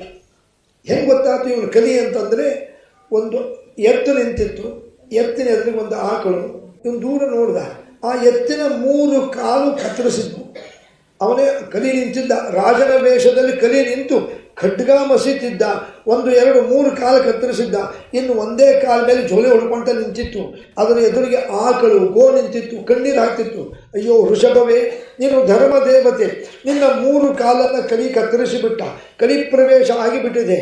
ರಾಜ ಪರೀಕ್ಷಿತ ರಾಜ ಅಸಹಾಯಕ, ಏನು ಮಾಡ್ತಾನೆ ಅಂದಾಗ, ಹಂಗಾರೆ ಇದೇ ಕಲಿ, ಇವನೇ ಕಲಿ ಅಂತ ಬಂದು ಖಡ್ಗ ತಗೊಂಡು ಹೊಡಿಬೇಕು ಅಂತ ಎತ್ತಿದ. ಅವನು ಕಾಲು ಹಿಡ್ಕೊಂಡ್ಬಿಟ್ಟ. ಕಲಿ, ನನ್ನನ್ನು ಕ್ಷಮಿಸು ಮಹಾರಾಜ, ನನ್ನನ್ನು ಸಾಯಿಸಬೇಡ ಅಂತ. ಪರೀಕ್ಷಿತ ಹೇಳ್ದ, ಕಾಲಿಗೆ ಬಿದ್ದವರಿಗೆ ನಾವು ಪಾಂಡವರ ವಂಶದವರು ಸಾಯಿಸೋದಿಲ್ಲ. ಕಿಮತ್ರಂ ಅತ್ರೈವ ಸ್ಥಿತಂ, ನೀನು ಯಾಕೆ ಇಲ್ಲಿದ್ದೀಯಾ? ನನ್ನ ರಾಜ್ಯಕ್ಕೆ ಬರಬಾರ್ದು ಅಂತ ಶಾಸನ ಮಾಡೀನಿ. ಅವನಂದ, ಪರೀಕ್ಷಿತ ರಾಜ, ನಾನು ನಿಮ್ಗೆ ಗೊತ್ತದೆ, ನನ್ನ ಯುಗ ಇದು, ಕಲಿಯುಗ. ನನ್ನ ರಾಜ್ಯದಲ್ಲಿ ನನ್ನ ಯುಗ ಇದು, ನನ್ನ ಯುಗದಲ್ಲಿ ನಾನು ಎಲ್ಲಿ ಹೋಗ್ಬೇಕು? ನೀ ಏನರ ಮಾಡಪ್ಪ, ನಮ್ಮ ರಾಜ್ಯದಾಗ ಇಡಬಾರ್ದು. ಹಾಗಾದ್ರೆ ಒಂದು ಕೆಲಸ ಮಾಡು, ನನಗೆ ನೀನೇ ಜಾಗ ಕೊಟ್ಟುಬಿಡು, ಎಲ್ಲಿ ಹೇಳ್ತೀಯ ಅಲ್ಲಿ ಇರ್ತೀನಿ. ನೀ ಬೇರೆ ಕಡೆ ಇರಲ್ಲ, ನೀ ಹೇಳ್ದಲ್ಲಿ ಇರ್ತೀನಿ ಅಂತ. ಆಗ ಪರೀಕ್ಷಿತ ರಾಜ ಕಲಿಗೆ 4 ಜಾಗ ಕೊಡ್ತಾನೆ. ನಾ ಹೇಳಿದೆ ನಿಮ್ಗೆ ಆಶ್ಚರ್ಯ ಆಗ್ತದೆ. ನಿಶಾ ಅಂತ ಎಲ್ಲೆಲ್ಲಿ ಕೊಟ್ಟಾನ್ರಿ ನೋಡ್ರಿ. ಮದ್ಯಪಾನವು ವ್ಯಸನೋತಿಸ್ವ ದ್ಯೂತಮೇವ ಸಹಿಂಸಿತಃ ವ್ಯಭಿಚರಸ್ತ ತಥೋ ಸ್ತ್ರೀಭಿ ಸ್ಥಾನಾನಿ ಚತುರ್ಥಾನಿ ದಾಪಯಾಮತ ತನ್ೃಪ. 4 ಜಾಗ ಕೊಟ್ಟ. ಮದ್ಯಪಾನ ಮಾಡುವರಲ್ಲಿ ಮದ್ಯಪಾನದಲ್ಲಿ ಇದ್ದುಬಿಡು. ಇದು ಎಷ್ಟು ನಿಜ ಅನ್ನಲಿಕ್ಕೆ, ಕೆಲವರು ಮದ್ಯಪಾನ ಮಾಡ್ತಿರ್ತಾರೆ, ಹೆಂಡತಿ ಮನೆಗೆಲ್ಲ ಬೈತಿರ್ತಾರೆ, ಬೇಡ ಅಂತಾರೆ. ಕೊನೆಗೆ ಅವ್ರು ಗುರುಗಳ ಹತ್ರ ಕರ್ಕೊಂಡೋಗಿ, ಗುರುಗಳೇ ನಮ್ಮ ಮನೆಯವ್ರಿಗೆ ಅಥವಾ ನಮ್ಮ ತಮ್ಮನಿಗೆ ಒಂದು ಸ್ವಲ್ಪ ಹೇಳ್ರಪ್ಪ, ಭಾಳ ಮದ್ಯಪಾನ ಮಾಡ್ತಾನೆ. ಏನೋ ಯಾಕೋ ಇಲ್ಲ ಗುರುಗಳೇ ಮಾಡಲ್ಲ, ಪ್ರತಿಜ್ಞೆ ಮಾಡೋಕ್ಕಾಗಲಿ, ನಾಳೆಯಿಂದ ನಾನು ಡ್ರಿಂಕ್ ಮಾಡಲ್ಲ, ಮದ್ಯಪಾನ ಮಾಡಲ್ಲ, ಪ್ರತಿಜ್ಞೆ ಮಾಡಿ ಮನೆಗೆ ಬರ್ತಾನೆ. ಹೆಂಡತಿ ಸಂತೋಷ ಆಗ್ತದೆ. ನಮ್ಮ ಮನೆಯವ್ರಪ್ಪ ಕುಡಿಯೋದು ಬಿಟ್ರಪ್ಪ, ಒಂದು 3 ತಿಂಗಳು ಮತ್ತೆ ಹತ್ರ ಹೋಗಿರ್ತಾನೆ, ಯಾರೋ ಒತ್ತಾಯ ಮಾಡಿಬಿಡ್ತಾನೆ, ಮತ್ತೆ ಕುಡ್ಕೊಂಬರ್ತಾನೆ. ಅಲ್ರಿ ಅವ್ರು ಪ್ರತಿಜ್ಞೆ ಮಾಡಿದ್ರಿ, ಸ್ನೇಹಿತರು ಸಿಕ್ಕರು ಒತ್ತಾಯ ಮಾಡಿದರು. ಅಂತೂ ಯಾವುದೇ ಕಾರಣಕ್ಕೆ ಮದ್ಯಪಾನ ಮಾಡುವಾಗ ಕಲಿ ಇರೋದರಿಂದ ಬಿಡ್ಲಿಕ್ಕೆ ಸಾಧ್ಯನೇ ಇಲ್ಲ. ಬಿಟ್ಟರು ಮತ್ತೆ ಮೆಲಕ್ಕೆ ಹಾಕ್ತಿರ್ತಾನೆ, ಒಂದು ಸ್ವಲ್ಪ ಕುಡಿಬೇಕು ಅಂತ. ಯಾಕೆ ಅದು ಕಲಿ ಸನ್ನಿಧಾನ. 2ನೇದು, ಹಿಂಸಾ ಮಾಡೋ ಜಗದಲ್ಲಿ ಕಲಿ ಇರುವುದು ಕೊಟ್ಟ ಜಗ. ಮದ್ಯಪಾನ ಮಾಡೋರಲ್ಲಿ 1 ಜಗ ಕೊಟ್ಟ ಕಲಿಗೆ ಪರೀಕ್ಷಿತ ರಾಜ. 2ನೇದು ಹಿಂಸಾ ಮಾಡೋರು. ಈಗ ಕುರಿ ಮೇಕೆ ಕಡಿತಾರಲ್ಲ, ಅವ್ರಿಗೆ ದಯ ಇರ್ತದಲ್ರಿ. ಆ ಪಾಪ ಮೇಕೆ ಅರಸ್ತಿರ್ತದೆ, ಸಾಯಿಸ್ತಾರೆ. ಯಾಕೆ ಅವ್ರಿಗೆ ಕೆಲಸನೇ ಅದು, ಅಲ್ಲಿ ಕಲಿ ಇರ್ತದೆ. ಕಲಿ ಪ್ರವೇಶ ಆಗೋದ್ರಿಂದ ಅವರ ದಯಗೆ ತೋರಿಸಲ್ಲ. 3ನೇದು ದ್ಯೂತ, ರೇಸ್ ಕೋರ್ಸು, ಇಸ್ಪೇಟು ಆಡ್ತಾರಲ್ಲ, ಅವರಲ್ಲಿ ದಯ ಇರ್ತದೋ, ಅಥವಾ ಅವರಲ್ಲಿ ನಾವು ಸೋಲ್ತೀವಿ ಅಂತ ಗೊತ್ತಿದ್ರೂ ಗೆಲ್ಬೋದು ಅಂತ ಆಡಿ ಎಲ್ಲ ಸೋತು ಕಳ್ಕೋತಾರೆ ಮನೆ ಮಠ. ಯಾಕೆ? ಅಲ್ಲಿ ಕಲಿ ಸನ್ನಿಧಾನ. 4ನೇದು ವ್ಯಭಿಚರಸ್ಥ ಸ್ತ್ರೀಹಿ, ಅಂದರೆ ಯಾವ ಸ್ತ್ರೀ ತನ್ನ ದೇಹವನ್ನೇ ಮಾರಿಕೊಂಡು ಬದುಕ್ತಾ ಇದ್ದಾಳೆ, ವೇಶ್ಯಾವೃತ್ತಿಯಲ್ಲಿ ಯಾವ ಸ್ತ್ರೀ ಇರ್ತಾಳೆ, ಅವಳಲ್ಲಿ ಕಲಿ ಇರ್ತಾನೆ. ನೋಡಿ, ಮದುವೆ ಆದ ವ್ಯಕ್ತಿ ಅವಳ ಹತ್ರ ಹೋದಿರ್ತಾನೆ.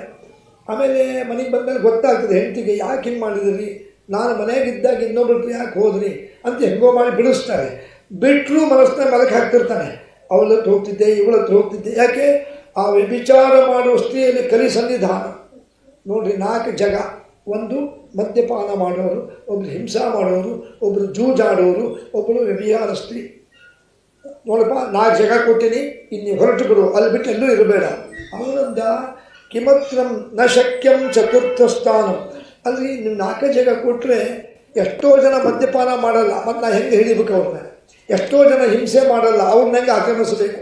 ಎಷ್ಟೋ ಜನ ಜೂಜಾಡಲ್ಲ, ಅವ್ರನ್ನ ಹೆಂಗೆ ಹಿಡಿಬೇಕು. ಎಷ್ಟೋ ಜನ ಕೆಟ್ಟ ಕೆಲಸ ಮಾಡುವಂಥ ಸ್ತ್ರೀ ಎಲ್ಲ ಮಾಡಲ್ಲ. ಇನ್ನೊಂದು ಜಾಗ ಕೊಟ್ಟು ಬಿಡ್ರಿ. ಹಾಗಾದರೆ ರುಕ್ಮೇನ ಫಲಿತಿಷ್ಠ, ಬಂಗಾರದಾಗ ಇದ್ದು ಬಿಡು ಅಂತ. ಭಾಳ ಚಲೋ ಆಯ್ತು. ಹಾಗಾದರೆ ಬಂಗಾರದಲ್ಲಿ ಇದೆ ಅಂದರೆ ನಾವೆಲ್ಲ ಹಾಕೋತೀವಿ. ಬಂಗಾರದ ಉಂಗುರ ಹಾಕೋತಾರೆ, ಬಂಗಾರದ ಚೈನ್ ಹಾಕೋತಾರೆ, ಬಂಗಾರದ ಬೆಂಡೋಲಿಗಳನ್ನು ಹಾಕೋತಾರೆ. ಕಲಿಯಿದಾಗ ಹಂಗಲ್ಲ.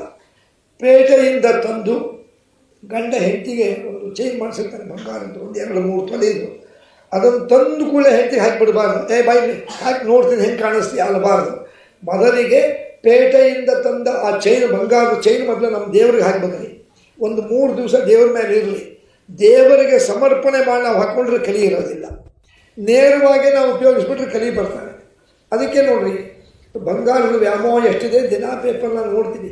ಒಂದು ಬಂಗಾರಕ್ಕೋಸ್ಕರ ಹೊಡೆದಾಟ ಬಡದಾಟ ಆಗ್ತವೆ. ಯಾಕೆ? ಕಲಿ ಸನ್ನಿಧಾನ.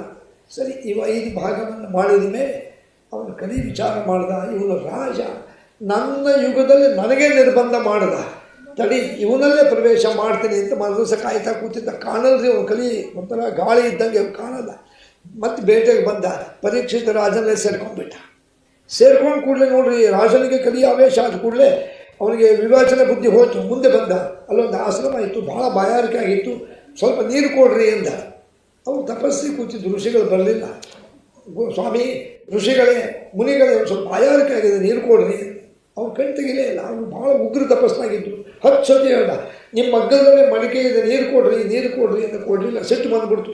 ಇದೇ ಋಷಿಗಳು ನಮ್ಮ ಮನೆಗೆ ಅರಮನೆಗೆ ಬಂದರೆ ಅವರು ಪಾದ ತೊಳಿಬೇಕು, ಕೈ ಮುಗಿಬೇಕು, ಏನು ಬೇಕು ಅಂತ ಕೇಳಬೇಕು. ನಾನು ಪುಕ್ಕಟೆಯಾದ ನೀರು ಅವ್ರ ಮಗ್ಗದಲ್ಲೇ ಮಡಿಕೆಯಲ್ಲಿದೆ, ಕೇಳಿದ್ರು ಕೊಡ್ತಾ ಇಲ್ಲ.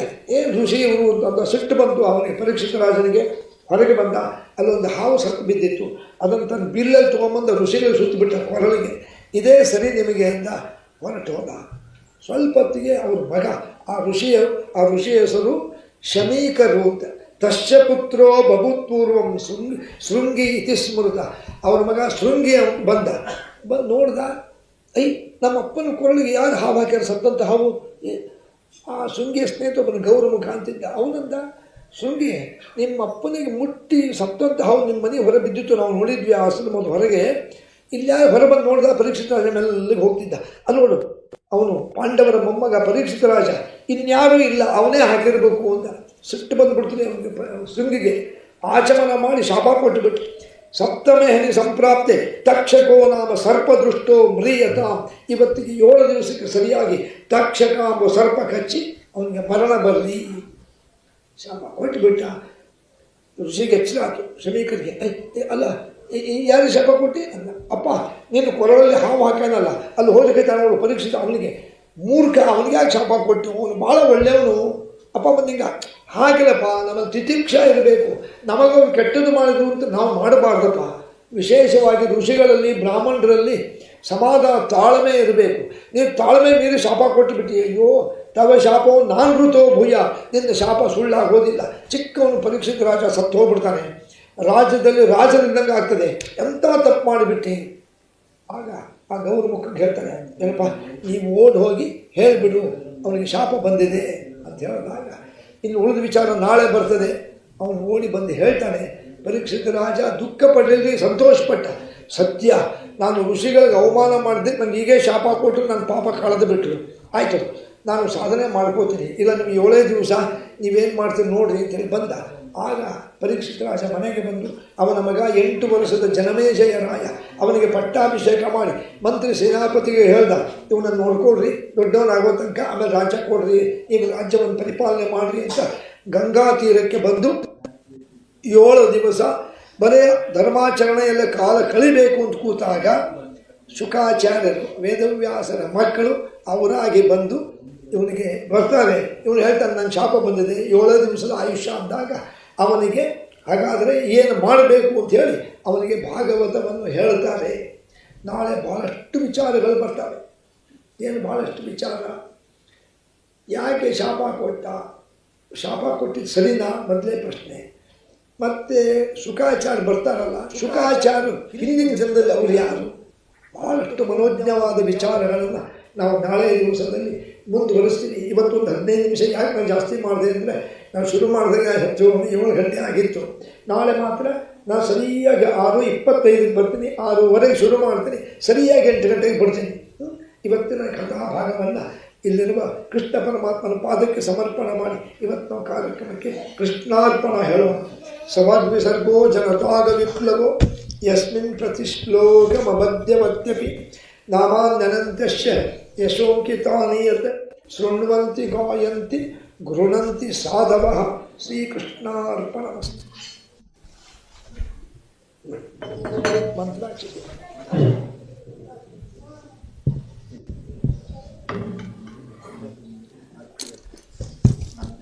ಅದನ್ನು ಅಡುಗೆ ಆಗ್ತದಲ್ಲ, ತಾಟ್ ನೋಡ್ತಿದ್ರು, ಯಾಕಂದರೆ ಕೊಡುವಂಥ ಕೆಲ ಬೆಳೆಸ್ಬಿಡ್ತಾರೆ. ಅಲ್ಲೇ ನೋಡಿ ತಾಟ್ ಮೇಲೆ ಹಾಂ ಅದೇ ಕೊಟ್ಟರೆ ಆಯಿತು. ಅದೇ ಲಕ್ಷ್ಮಿ ತಿಂತಾಯಿ ನಡುವೆ ಇದೆ.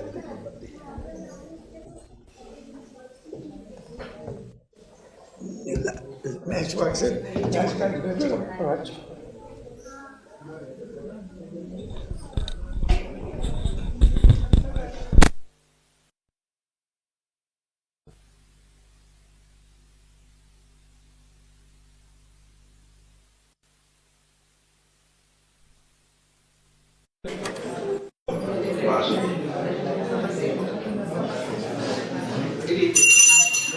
ಎಲ್ಲರೂ ಕೂತ್ಕೊಳ್ಳಿ ಸ್ವಲ್ಪ. ಈ ಕಡೆ ಈ ಕಡೆ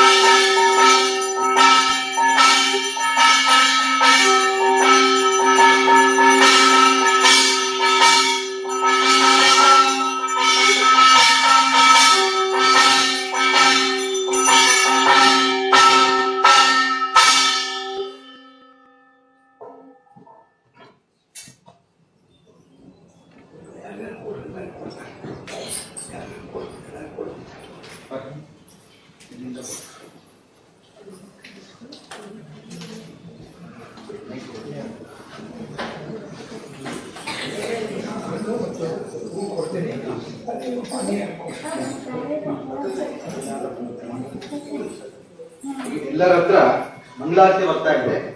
ಎಲ್ಲರೂ ಸಮಾಧಾನವಾಗಿ ಮಂಗಳಾರತಿ ತಗೊಳ್ಳಿ. ಮಂಗಳಾರತಿ ತಗೊಂಡಾದ್ಮೇಲೆ ಗುರುಗಳ ಹತ್ರ ಬಂದು ಆಶೀರ್ವಾದ ತಗೊಂಡು ಫಲವನ್ನ ಸ್ವೀಕರಿಸಬೇಕು. ಸ್ವೀಕರಿಸಿ ಇಲ್ಲೇ ಇರಬೇಕು. ಹೊರಗಡೆ ಪ್ರಸಾದ ಬರ್ತಾ ಇದೆ. ಒಂದು 5 ನಿಮಿಷ ಲೇಟ್ ಆಗ್ತಿದೆ ಬಂದು ಪ್ರಸಾದ ಅವ್ರು ತರ್ತಾ ಇದ್ದಾರೆ. ಅಲ್ಲಿವರೆಗೂ ಇಲ್ಲಿ ಗುರುಗಳ ಹತ್ರ ಆಶೀರ್ವಾದ ತಗೊಂಡು ಇಲ್ಲೇ ಇರಬೇಕು. ಸಂಗೀತ ಕಾರ್ಯಕ್ರಮ ನಡೀತದೆ. ನಮ್ಮ ಪ್ರಬೋಧಿನಿ ಕುಟುಂಬ ಪ್ರಬೋಧಿನಿ ಸದಸ್ಯರು ಬಂದು ವಚನೆಯನ್ನ ಹೇಳಬೇಕು ಅಂತ ಕೇಳ್ಕೊಳ್ತೀನಿ. ಬನ್ನಿ.